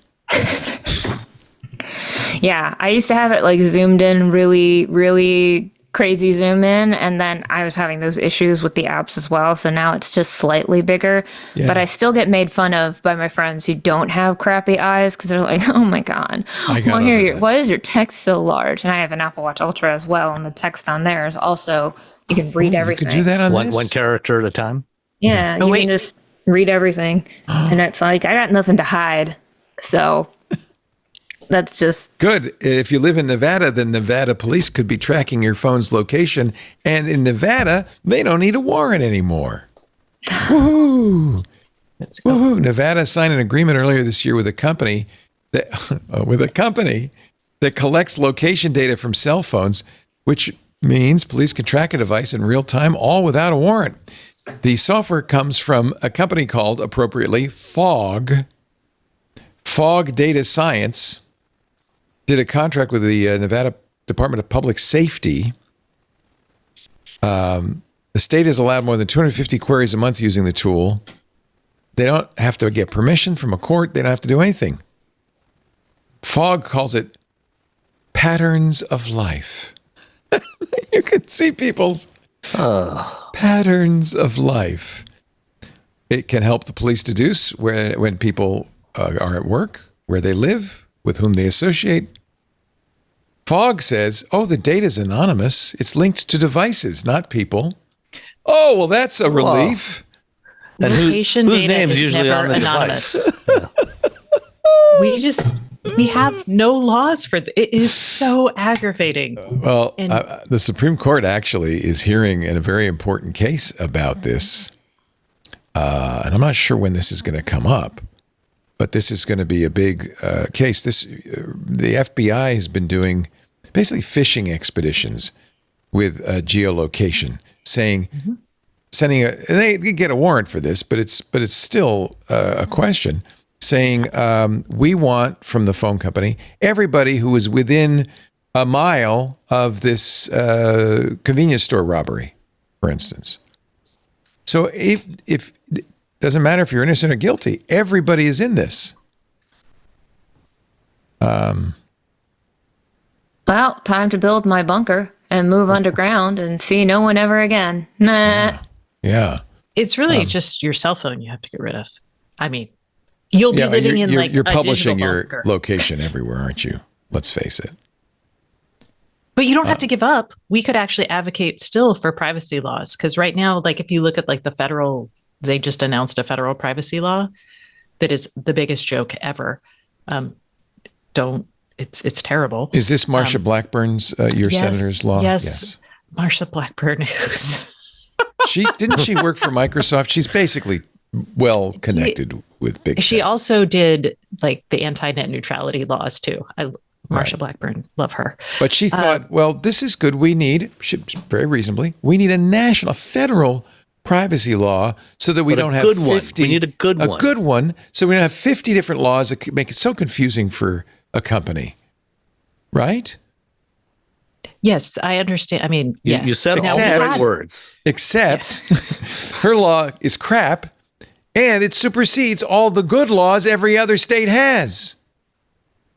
Yes. Is and that it right? is really terrible. It is like, it's basically, instead of you having a right to privacy, you have a right to opt out. And we all know how great people are at opting out when given that option. There's a lot to hate about this, but that is one of my favorite things to hate. Anyway. Jeff Jarvis says, who loves you. By the way, Stacey, we used to all work together on a little show we called This Week in Google. He says that Marsha Blackburn attacked him once in the Senate with poetry. I don't know what that means. I mean, April is National Poetry Month. Okay. Maybe she wrote a haiku about Jeff. So, Jeff Jarvis is a professor. The leaves are falling this spring. Water.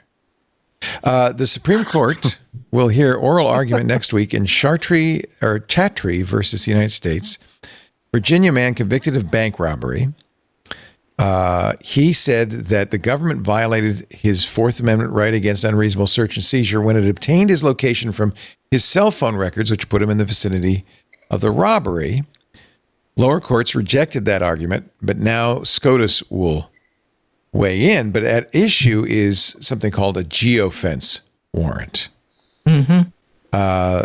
Law enforcement officials served a geofence warrant on Google, not the phone company. In this case, it was Google, which said, Google, we want location data for cell phone users who were near the bank at the time of the robbery.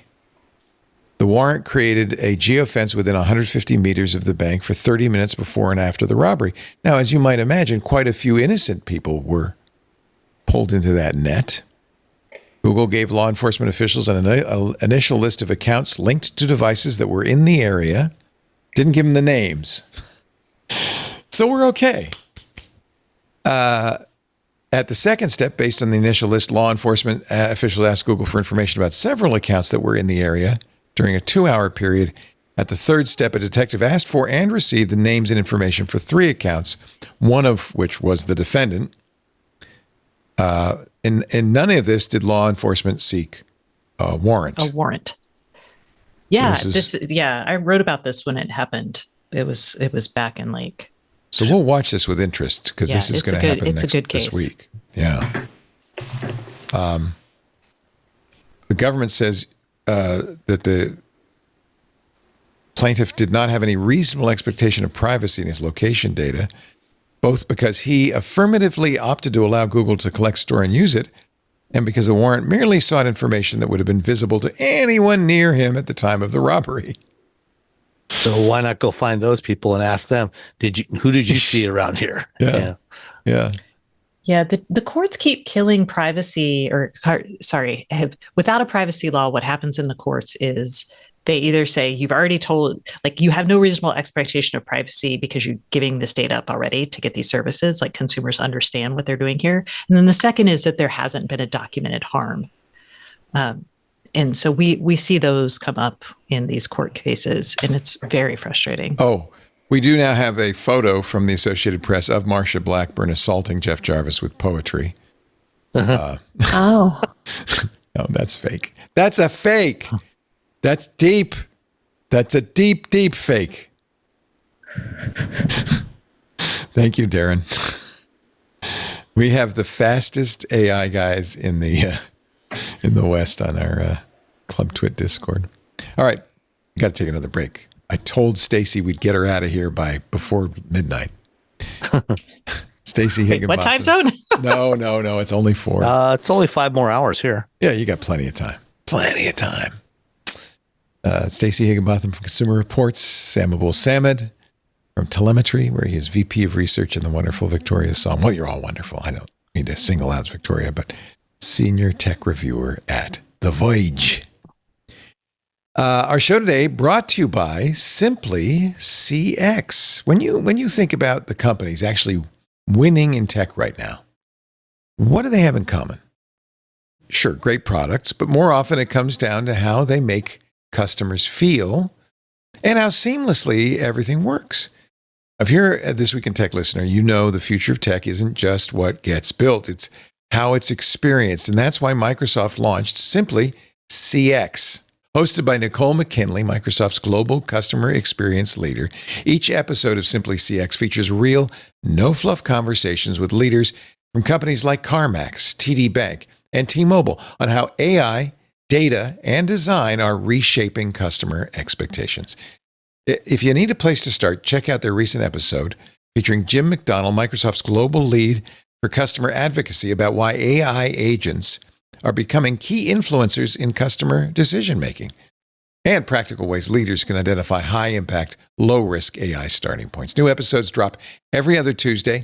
Find Simply CX wherever you get your podcasts, and follow the host, Nicole McKinley, on LinkedIn to keep the conversation going. Thank Simply CX for supporting Twit. I love it when podcasts support podcasts. That's a nice thing to do. Let's see. They were going to do an age checking app in the EU. Brussels launched an age checking app. According to hackers, they broke it in 2 minutes. 2 minutes. The EU said it's technically ready. The hacker said, hold my beer.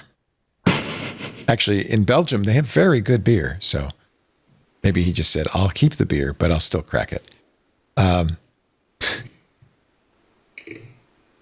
In fact, they open sourced it, which I thought was great. European Commission President Ursula von der Leyen said it was technically ready, will soon be available to use as countries move to ban kids from social media. It's fully open source. Everyone can check the code. I don't think she talks like that, but I do. and it was immediately hacked. And not by Mythos, just by, some guy, The saga is turning into a PR disaster for Brussels, according to Politico. Security consultant Paul Moore found it would store sensitive data on a user's phone, leaving it unprotected. Posted that on X. And he said, I hacked it in under 2 minutes.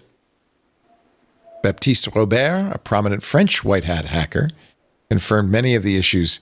Said and told Politico it was possible to bypass the app's biometric authentication as well. In fact, it sounds like it's pretty terrible. Olivier Blasi, a cryptographic researcher, part of the French task force on digital identity, said, let's say I download the app, proved that I am over 18, and that my nephew then can take the phone, unlike my app, and use it to prove he is over 18. He's not, by the way. Did they not test this app before they released it? This is it right now. It was only technically ready. Anyway, this is, you know what? I'm glad this comes out because honestly, I think a lot of these age verification systems are not so very good. More security news, according to Brian Krebs. Tyler B., the cute boy on the left, who was then a teenager dragged into court in the U.S. because he is a senior member of Scattered Spider, which is one of the worst social engineering ransomware groups. Wait, why did they show his 8-year-old class picture? This is so strange. It's the Daily Mail is why. And they know that it will sell papers, I guess, to show a little cute boy. And then the teenage version thereof being dragged off by the policia. Anyway, Scattered Spider, I don't think it's been beheaded, but, I'm glad they got one of them anyway. Really? I mean, just every an time 8-year-old boy? No, he's not 8 years old now. He was. He's the second known Scattered Spider member to plead guilty. Another from Florida was sentenced to 10 years in prison last year. See? Don't do the crime if you can't do the crime. Time, doesn't pay, kids. Doesn't pay, kids. 3 other alleged co-conspirators from Texas and North Carolina still face criminal charges. So you know what? Eventually these guys do get caught because you know why? They can't keep it. They can't keep it quiet. They got to boast. But I don't know. We got some people doing big crimes that are boasting a lot about it. There's still nothing happening. That's different. That's different. Somehow, that's different. If you do, just because the Supreme Court said he could be immune, yeah. The bigger the crime, the safer you are. Yeah, is the key. The less likely you're going to be to get punished, I guess. I guess. Iran says that the U.S. used backdoors in networking equipment to disable that during the current war, and Chinese state media is saying, "You see, you see." So is the Iranian equivalent of the FCC going to ban any all American routers IT must equipment? be banned? Yes. Yeah. Speaking of which, Stacey, what do you think about that? Yeah. Oh my God. So just to fill you in if you haven't been listening lately, the FCC has banned all foreign-made routers. Weirdly, last week they said, no, not Netgear. Don't know why. Okay. So we do know why. They filled out their awesome questionnaire about whether or not they're going to make their routers in the US. So I did a link to it. The Verge actually. Are they making their routers in the US? No, they're not. But no one makes their routers in the US. No one except Starlink assembles. Starlink. Okay, there's so many reasons. Okay, here's one reason that this is asinine. Routers, all routers are terrible, really, when it comes to cybersecurity because they're all using basic firmware and chips, and a lot of times they're using reference design firmware. Like it's just terrible. Like they don't care about security. Fine. By the way, this is true of consumer routers, and it's also, I'm sad to say, true of enterprise routers, as we've learned. Cisco routers, same thing, default. Yeah, well, that's what the Iranians had. Yeah, Cisco used to do a lot and make their own chips and design them and everything, but it's no. The routers anyway. that Iran said were rebooted or disconnected remotely were from Cisco, Juniper, Fortinet, and MikroTik. Yeah. Just so you know. So the FCC came in and was like, hey, we are going to put this on the covered list and nobody can buy any of these routers. And you can actually see this happening with this administration. So the Biden administration started the covered list and they actually listed a single product or a cluster like Hikvision. I don't know how to say it. Cameras or those Hikvision cameras weren't very good. They really were insecure. Dopway and Hikvision cameras, but when we get to the Trump administration, what we saw was all drones, all foreign drones. All foreign drones. They didn't do the research. They were just like, we don't like any of them. Everything should be made in America anyway, so might as well just ban all of them. And look, two things can be true. One, it is not crazy to question the supply chain risks from having only China make all of your routers. Networking gear is very sensitive gear, right? It is crazy pants to say you have 18 months to figure out your entire supply chain, bring it onshore and secure it, especially with companies that don't actually invest that much in security. So, and consumers don't pay for it either. So that's how I feel about this. My concern is to get these waivers, they're only 18 months. That's not kind of the level of consistency you need to build a supply chain, right? So what did Netgear say that got them approved? They said, well, we don't know exactly what Netgear said. Did they promise that we'll make them in the United States? Is that what they... The FCC's questionnaire, they have a little questionnaire to get the waiver. And it's basically one, who are you? Right. Two, where do you make your stuff? Right. Do you have plans to maybe one day make it in the US? Would you maybe one day make it in the US? Could you maybe one day make it in the US? Great. And that's it. There are no other cybersecurity questions on there. Oh, it's not even about cyber. Are they made in the US? Period. You could argue that making something in China could represent a cybersecurity risk. Yes. But you could also say, hey, do you include default passwords or encrypt? We now know that so are US made routers. Yeah, Consumer Reports tests routers all the time. We have the biggest issue when it comes to routers is not made in China. It's stupid stuff. Bad software. Yeah. We talk about it on security now all the time. So the number one router in the US was TP-Link, which is an American-made router. And part of the reason it's number one, I think it was something It's not American-made. It's an American company. I'm sorry. Did I say American-made? Yes. Yeah. What was I thinking? Of course, it's made in China like everything else. American company made in China. I think it's made in Vietnam. Oh, is it made in Vietnam? That's interesting. Depends on what part.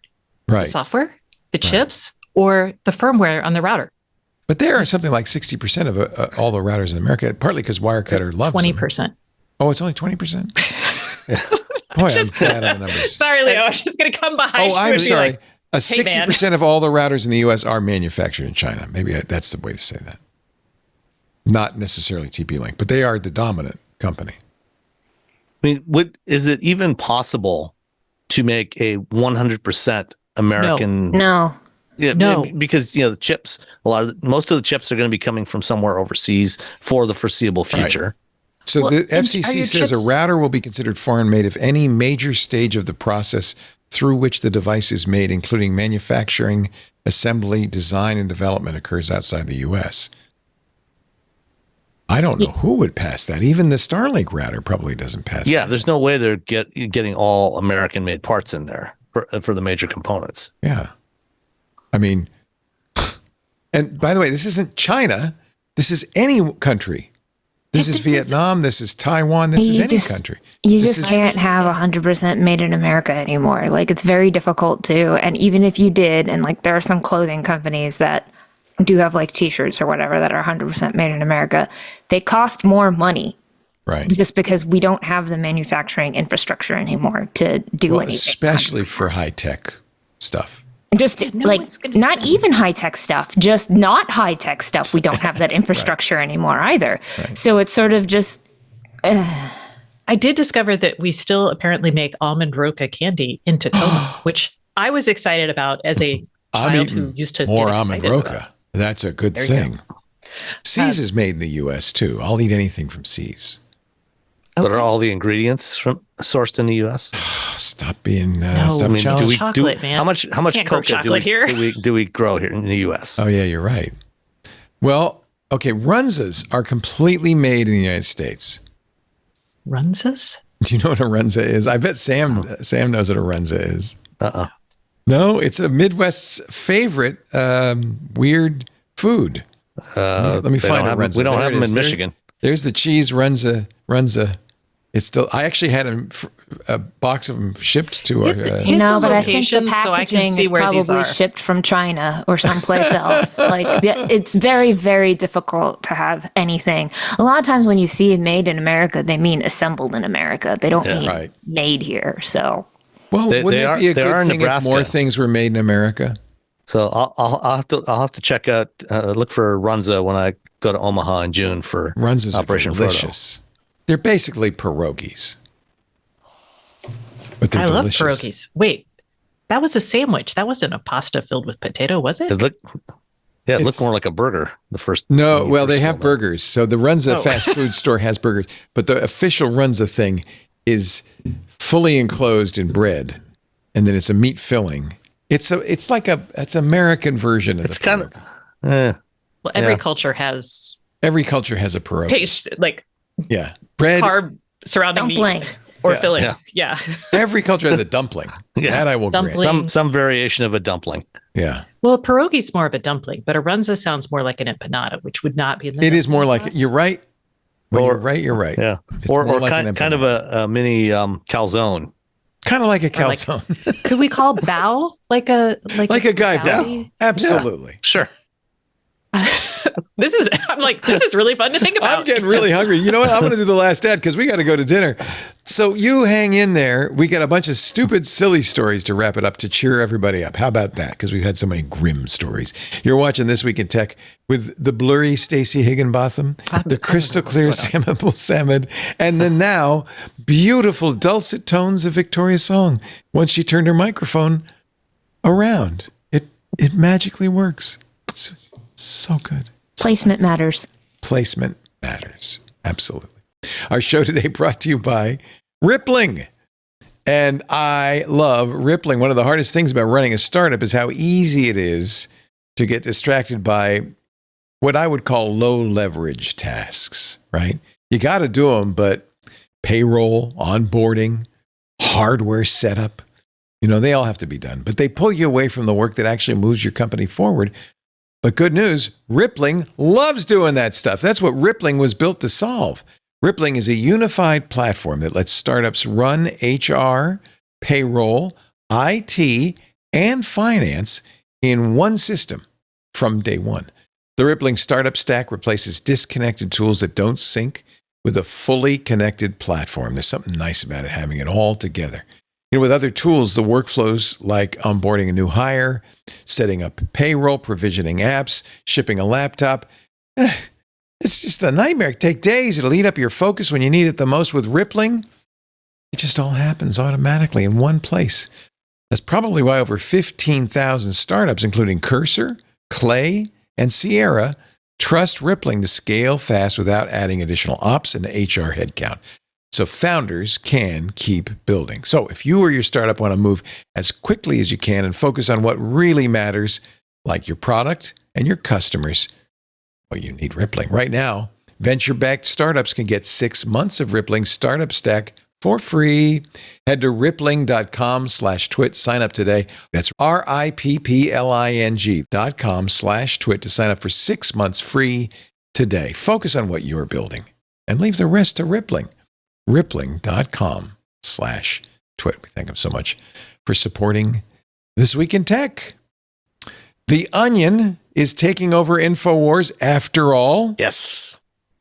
That is good news. This was, of course, InfoWars was Alex Jones' notorious operation, which was, in the court decision that he lost. And we're glad that he lost to the Sandy Hook families. They're waiting for that $1.3 billion judgment The court slowed it down a little bit. The Onion made it the highest offer. Alex Jones people tried to buy InfoWars back, but the Onion now has it Onion announced on Monday. The fictional Bryce P. Tetrader, CEO of Global Tetrahedron, says, at long last, InfoWars is ours, and they can't wait. They cannot wait to fill it. Fill your browser with InfoWars merch. I think they even got the vitamins. I don't know, but I think God. I think they might have actually got the vitamins. They initially said they were going to melt them all down into one giant vitamin pill. But I don't know what their real plan is. But the world needs more of the Onion, and I'm just glad. I think that's completely kismet justice. It's always fun. It's always fun pulling the Onion, a print version of the Onion out of the mailbox every month. Do you That's what I was saying. I got it for my husband, and he loves it. Oh, I have to subscribe. Gift. They started printing them again, huh? Yeah, once a month. Print them, and they have these hilarious ads, and we send it to my kid in college, and they share it around. I mean, Tim Heidecker. I went to college at the time when they used to just show up on a stack on top of the trash can. Yeah, right. It's bonito. Tim Heidecker, as the creative director of InfoWars, apparently. The new creative director does an amazing Alex Jones impersonation. So expect some fun parody. That should be fun. Okay. If you're betting on Kalshi or a Polymarket on these new prediction markets, just stop. Polymarket gamblers were betting on the temperature at Paris's de Gaulle airport. And apparently a guy, police in France are investigating suspicions that a guy may have used a hairdryer to tamper with the official weather readings to make thousands of dollars. Yeah, the temperature sensors mounted on the perimeter of the airport where it was publicly accessible. So he walked up with a Dyson and blew hot air on it. On April 6th and April 15th, temperatures at the airport's weather sensor unexpectedly spiked late in the day, peaking significantly higher than the forecast. Apparently, somebody had bet on that and won. So one trader made $21,000 betting that the maximum temperature would not be 18 degrees, that it would be higher. There is a storied history of hacking sensors physically. There was a guy in California who screwed over his neighbor's vineyard because he was mad at his neighbor. So he actually took a moisture sensor that was for irrigation purposes and dumped water on it. So then he just kept watering the area around that sensor just to make sure the readings. So the guy's grapes did not get enough. Anyway, this is so common. And I will say, given my love of IoT, you have to have resiliency in your sensors. And there's actually some really cool tech that helps provide assurance on is this information actually reasonable and accurate and that sort of thing. And we should probably be deploying that if we're going to start betting on weird stuff like this. If you've always wanted to own a 14-acre estate in beautiful Marin County, California, just down the road a piece, Mill Valley, if you happen to have some Anthropic stock, I think you can make it happen. That's Jason Snell's place? No. He lives in Mill Valley, right? No, he does live there. This is hysterical. It's on Zillow. This is a venture capitalist who's, Anthropic's not public yet. And he thinks he's going to score big selling his 14-acre estate, but he won't take cash for it. He wants $14 million worth of Anthropic stock, figuring, well, that's going to pop when the Anthropic goes public. I've never heard of such a thing, but I mean, it's completely legal, right? You can use anything you want. Storm Duncan selling his home for Anthropic stock. He says, here are the benefits to an Anthropic equity holder. One, you keep the upside in shares. The current Anthropic equity holder will continue to retain 20% of the upside. In exchange, there's a tax advantage. You can defer taxes on sale of shares or reduce your taxable basis. This guy's figured it all out. Dude, just be normal and sell your home like a normal person. Money. He says this provides diversification into a solid real estate asset with significant appreciation potential. Okay. I don't know, man. The fundamental question here is if someone has that much Anthropic stock, like even though it's not public yet, is their home nicer than that one?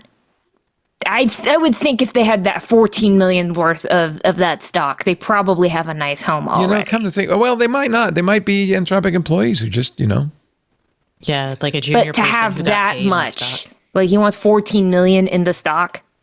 Yeah, that's a lot. Did he I want don't 14 know. million shares, or did he just want? Said 14. Well, the house is 14 million $14 worth of shares. Yeah. Yeah. Oh, okay. So actually, that's also not real money. So that's just basically whatever their last venture It's equity thing. Yeah. And the venture equity things are ridiculously overvalued right now. By the way, for those of you who don't know, Stacey has a long history of beating me over the head with facts. And Brandroid has created or found a video of exactly that. Now, if you're listening, you won't hear anything, but she's figured out finally how to get the fact hammer through AI. Is there anything it can't do? I tell you. Spell strawberry properly, although I think they fixed that. Yeah, they recently. fixed that in the new model. But can it add 2 and 2 and not come up with 5? Well, 2 and 2 could be 5 in some cases. If you want to buy a tractor and you don't want to buy John Deere's, locked down computer stuff, there's a startup in Alberta that are selling no-tech tractors for half price. They're old though. Some of them are really old. Case, yeah. Yeah. I don't think they've been. They refurbished? They must be, but I don't think they've made tractors for 20, 30 years. Well, it's it's a 12-valve Cummins engine. Yeah, it's a diesel that everybody knows how to fix. Rebuild it. It's fixable. No software. That's the point. Don't need a company tech to come out to do it. Yep.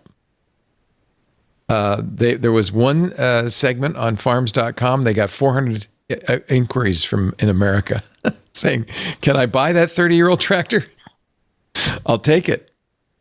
I mean, the market for used cars before, I'm sure Sam, you probably have facts related to this, but the cost of older cars right now with less tech in them, these are not cheap. $95,000 for the 150 horsepower model.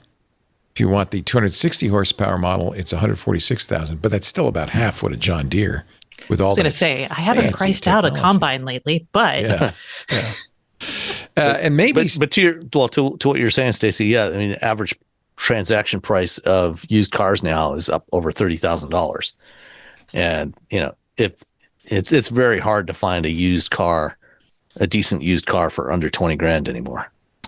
Stacey, I'm sorry your kid is off to college because I think they would have loved this. It's a tin can phone, $100 landline for kids that has gone viral. Kids love it because what do? They get on the line. It uses Wi-Fi, by the way, obviously. Okay, I was going to say, what do you plug it into? Nobody has landlines. It doesn't still work when your power goes out. But no, it's on Wi-Fi. It's a Wi-Fi phone, $10 a month to ring and receive calls from parent-approved external numbers. But people like it.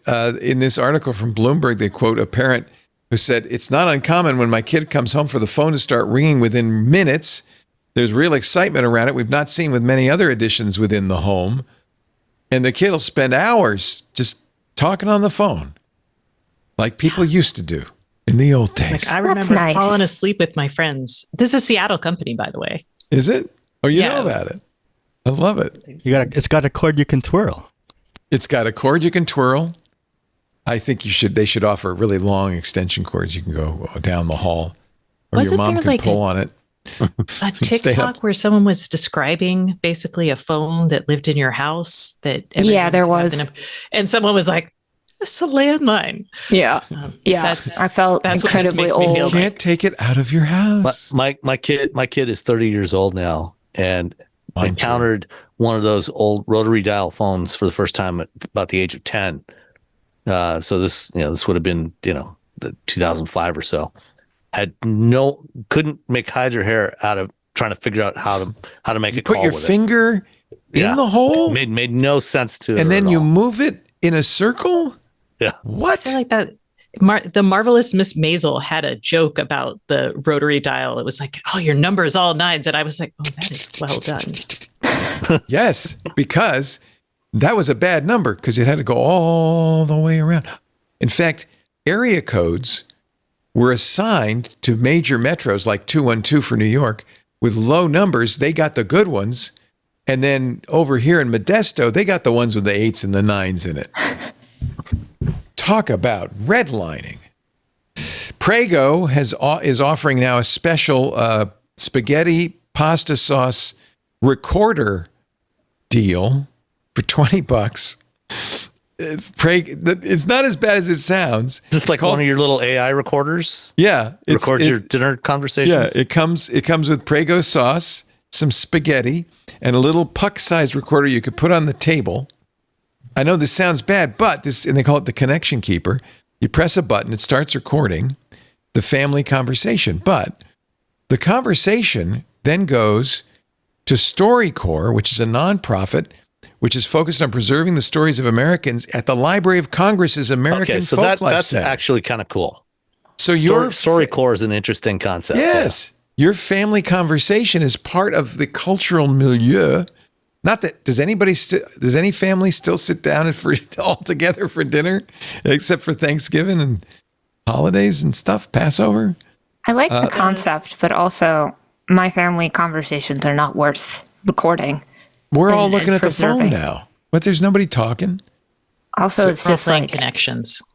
Well, I think the idea is, if it's StoryCorps, maybe they give you some things, some topics to bring up, yes, there are cards. Yeah. Okay. It's called the Great to stimulate the Questions conversation, card deck. To generate an oral history. I think it's a really neat idea. This will go on sale tomorrow, Monday, at the Prego website. When I first heard it, I thought this on your phone. Yeah, I know. You could just put the phone in the middle. just But this throwing that gets out sent. Your recordings are encrypted and stored safely with no cloud storage in the StoryCorps portal via USB-C. And then you don't even have to share them unless you specifically say share them. They stay private unless you that's less creepy. I think it's kind of neat. It gives you some security in case you have an uncle who says something real untoward, and you want to keep that in the family. As he is wont to do. And they have a special offer just in time for Mother's Day. Oh, they say. Goodness. Isn't that cute? I thought it was really creepy at first, and then I thought, how much is it? Does it have $20? Oh, nothing. And that includes the sauce, spaghetti, and the sauce. Recorder? Not the best sauce ever, I admit. But why isn't the lid the recorder? Stuff. I thought the lid was the recorder. I really did. I thought the lid is going to be the recorder. Wouldn't that be great? But I guess you can't really get all that. It's a cute idea. I like the idea. Yep. Want a better gift for mom for Mother's Day? Yes, many. If you're tech focused, Ember coffee mug. God, my mom still. You loves love that your thing. Ember. She loves her Ember. My mom loves her Ember. I had an Ember. This is the one that has a little element. It's not the element doesn't heat it up. It's just got power. It's induction, I guess. That's USB. You put the mug on it, and then the mug has an induction coil that heats up, and then you take it off, and the mug and the coffee stays hot. Yeah, she loves it. Kind of like our kettle. Loves it. Yeah.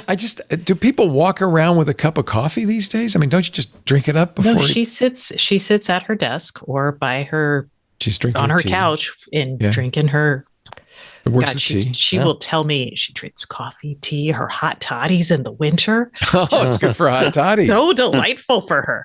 Our 22-year-old son lives downstairs. Has one. He loves his Ember. See, he found my old Ember. Liked it so much, he took it and used it until it burned out, and he bought another one. Yeah. So, no. I had to buy a new one for my mom. So I think it's a good Mother's Day gift. I agree with you. I'm just throwing it out there. Well, ladies and gentlemen, we have completed our assigned tasks. And it is only 4:37 in Stacy's world, so we're going to get her out of here in plenty of time. Thank you, Stacey Higginbotham. What are you working on these days? Secure routers. No, really? Really. Oh, I have. Awesome. I was like working on that, sending out my annual survey for smart home companies that have security research and security researchers and vulnerability disclosure things. Oh, and here's my biggest deal. Yeah. If you were in California, New York, or Massachusetts, your state has introduced our legislation requiring companies that make smart home devices, any connected devices, including routers, to tell you when those become end of life, when they plan to stop supporting them. Oh, so that's if you great. want, Is that call your upfront local before you buy it? It's upfront when you buy it. Okay. And 6 months before they declare it end of life. And then once again, when they have declared it end of life. That should be a law. There ought to It should be a law. Yeah. And I'm trying so hard, you guys. But yeah, if you want to call your legislator and you're in those states, or if you're not in those states and you would like to see something like this, you could call and be like, hey, you should totally introduce this. It's really important. And if you're in the state of California, you should know that they have now expanded their opt-out for data broker program to more than 500 data brokers. At first, I thought this is silly. It had 85 data brokers, but it has been expanded. Privacy.ca.gov. They call it DROP, Delete Request and Opt-out Platform. I think every state should do this. I don't know if there are other states doing it, but finally can do this in California. You do have to verify you're a Californian resident. It won't start till August, but at that point, data brokers, I don't know why they gave them 90 days to delete my data. That seems like a little generous. Quick, sell it. Should be more like 90 minutes. It should be right now. Delete it right now. 90 days?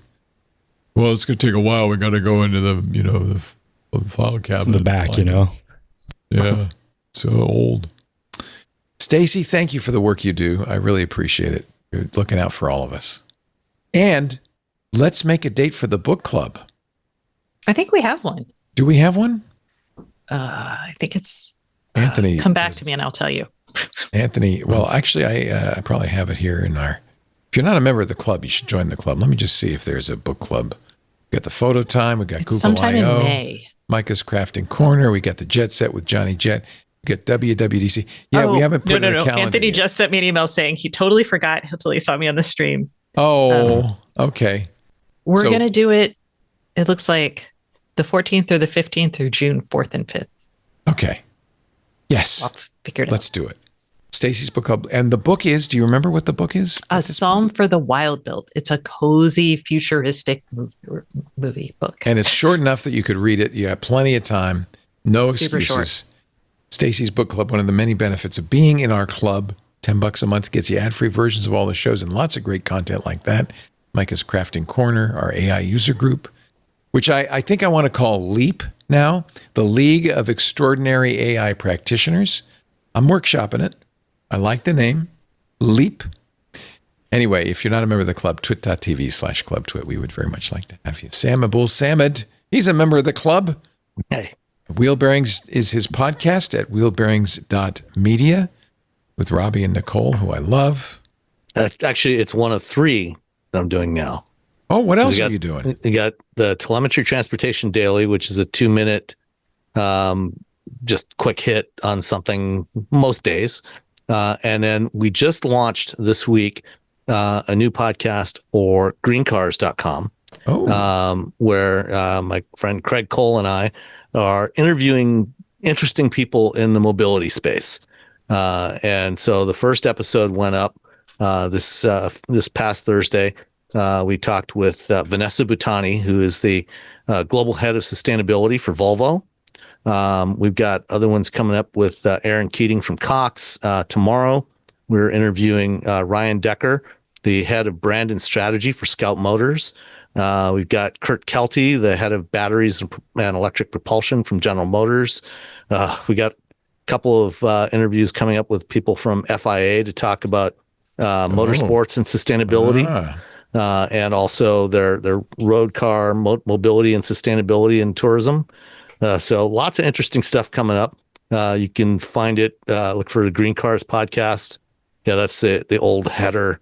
They stopped in 2024, but they're bringing it back, boys bringing and it girls. back. Nice. And so you can find it wherever audio podcasts can be found, or there's also a video version that's on YouTube. Nice. As you know, Stacy and I both fans of the Green Cars. Yeah, me too. Yeah. Good. I will be listening. And you can also find the research work that we do at telemetry at telemetryagency.com, including some free white papers that have been published recently there. So nice. Just check it out if you need any transportation-related market research. Thank you, Sam. My and pleasure. Victoria Song, thank you so much for joining us, senior reviewer at The Verge. What are you working on right now? My newsletter optimizer, as always, I put out something every Friday at 10 a.m. And also, I am deeply researching peptides at this point in time. Oh, you really are. You weren't joking. I truly am not taking joking them all? about. No. You injecting your Verge colleagues with it? No. I take Ozempic under a doctor's supervision by prescription of my doctor because I'm a type 2 diabetic, and he said, "Oh yeah, we can prescribe this." That's fine. That is it has worked so well. Legal my peptide. A1C is normal. That is a legal peptide. You did not procure it off of a gray market with dubious sourcing. Well, and then I was talking to my hairdresser, and she said, "Yeah, there's a guy on the corner." And she says, "I'm using something called," I can't remember the name. And I thought, yeah, was it GHKCU or TB500 or was it CJC 1295? It all sounds like Star Wars droids names. There's something called a Wolverine stack. It's kind of ironic that while we're banning Chinese routers, the head of the FDA is recommending Chinese peptides. So, they're better than vaccines. About peptides. Yeah. We really don't. We don't know what's in those things. They're just short amino acid chains. That's all a peptide is. And and some of them are good. Some of them are fine. Some of them are inactive. Just don't get the ones off of TikTok. That's all I ask. Yes. Because we don't know what's in those. Don't know what's in those. Don't. And I love your piece, which you just published. I don't think Gwyneth Paltrow knows what a peptide is. I really don't know if I know she's heard of them, and I know she's really into injectables. But she is? Oh, dear. She's and IV drips.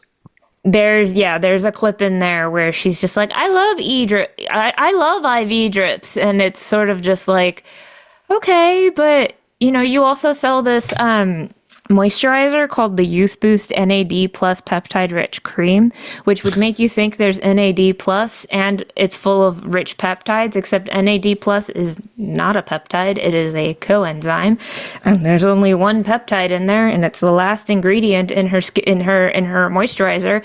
And usually ingredients are listed by concentration, so it's not very rich in peptides. So that's why I was like, okay, No. You misunderstood. She's getting rich. It's not the peptides that are rich.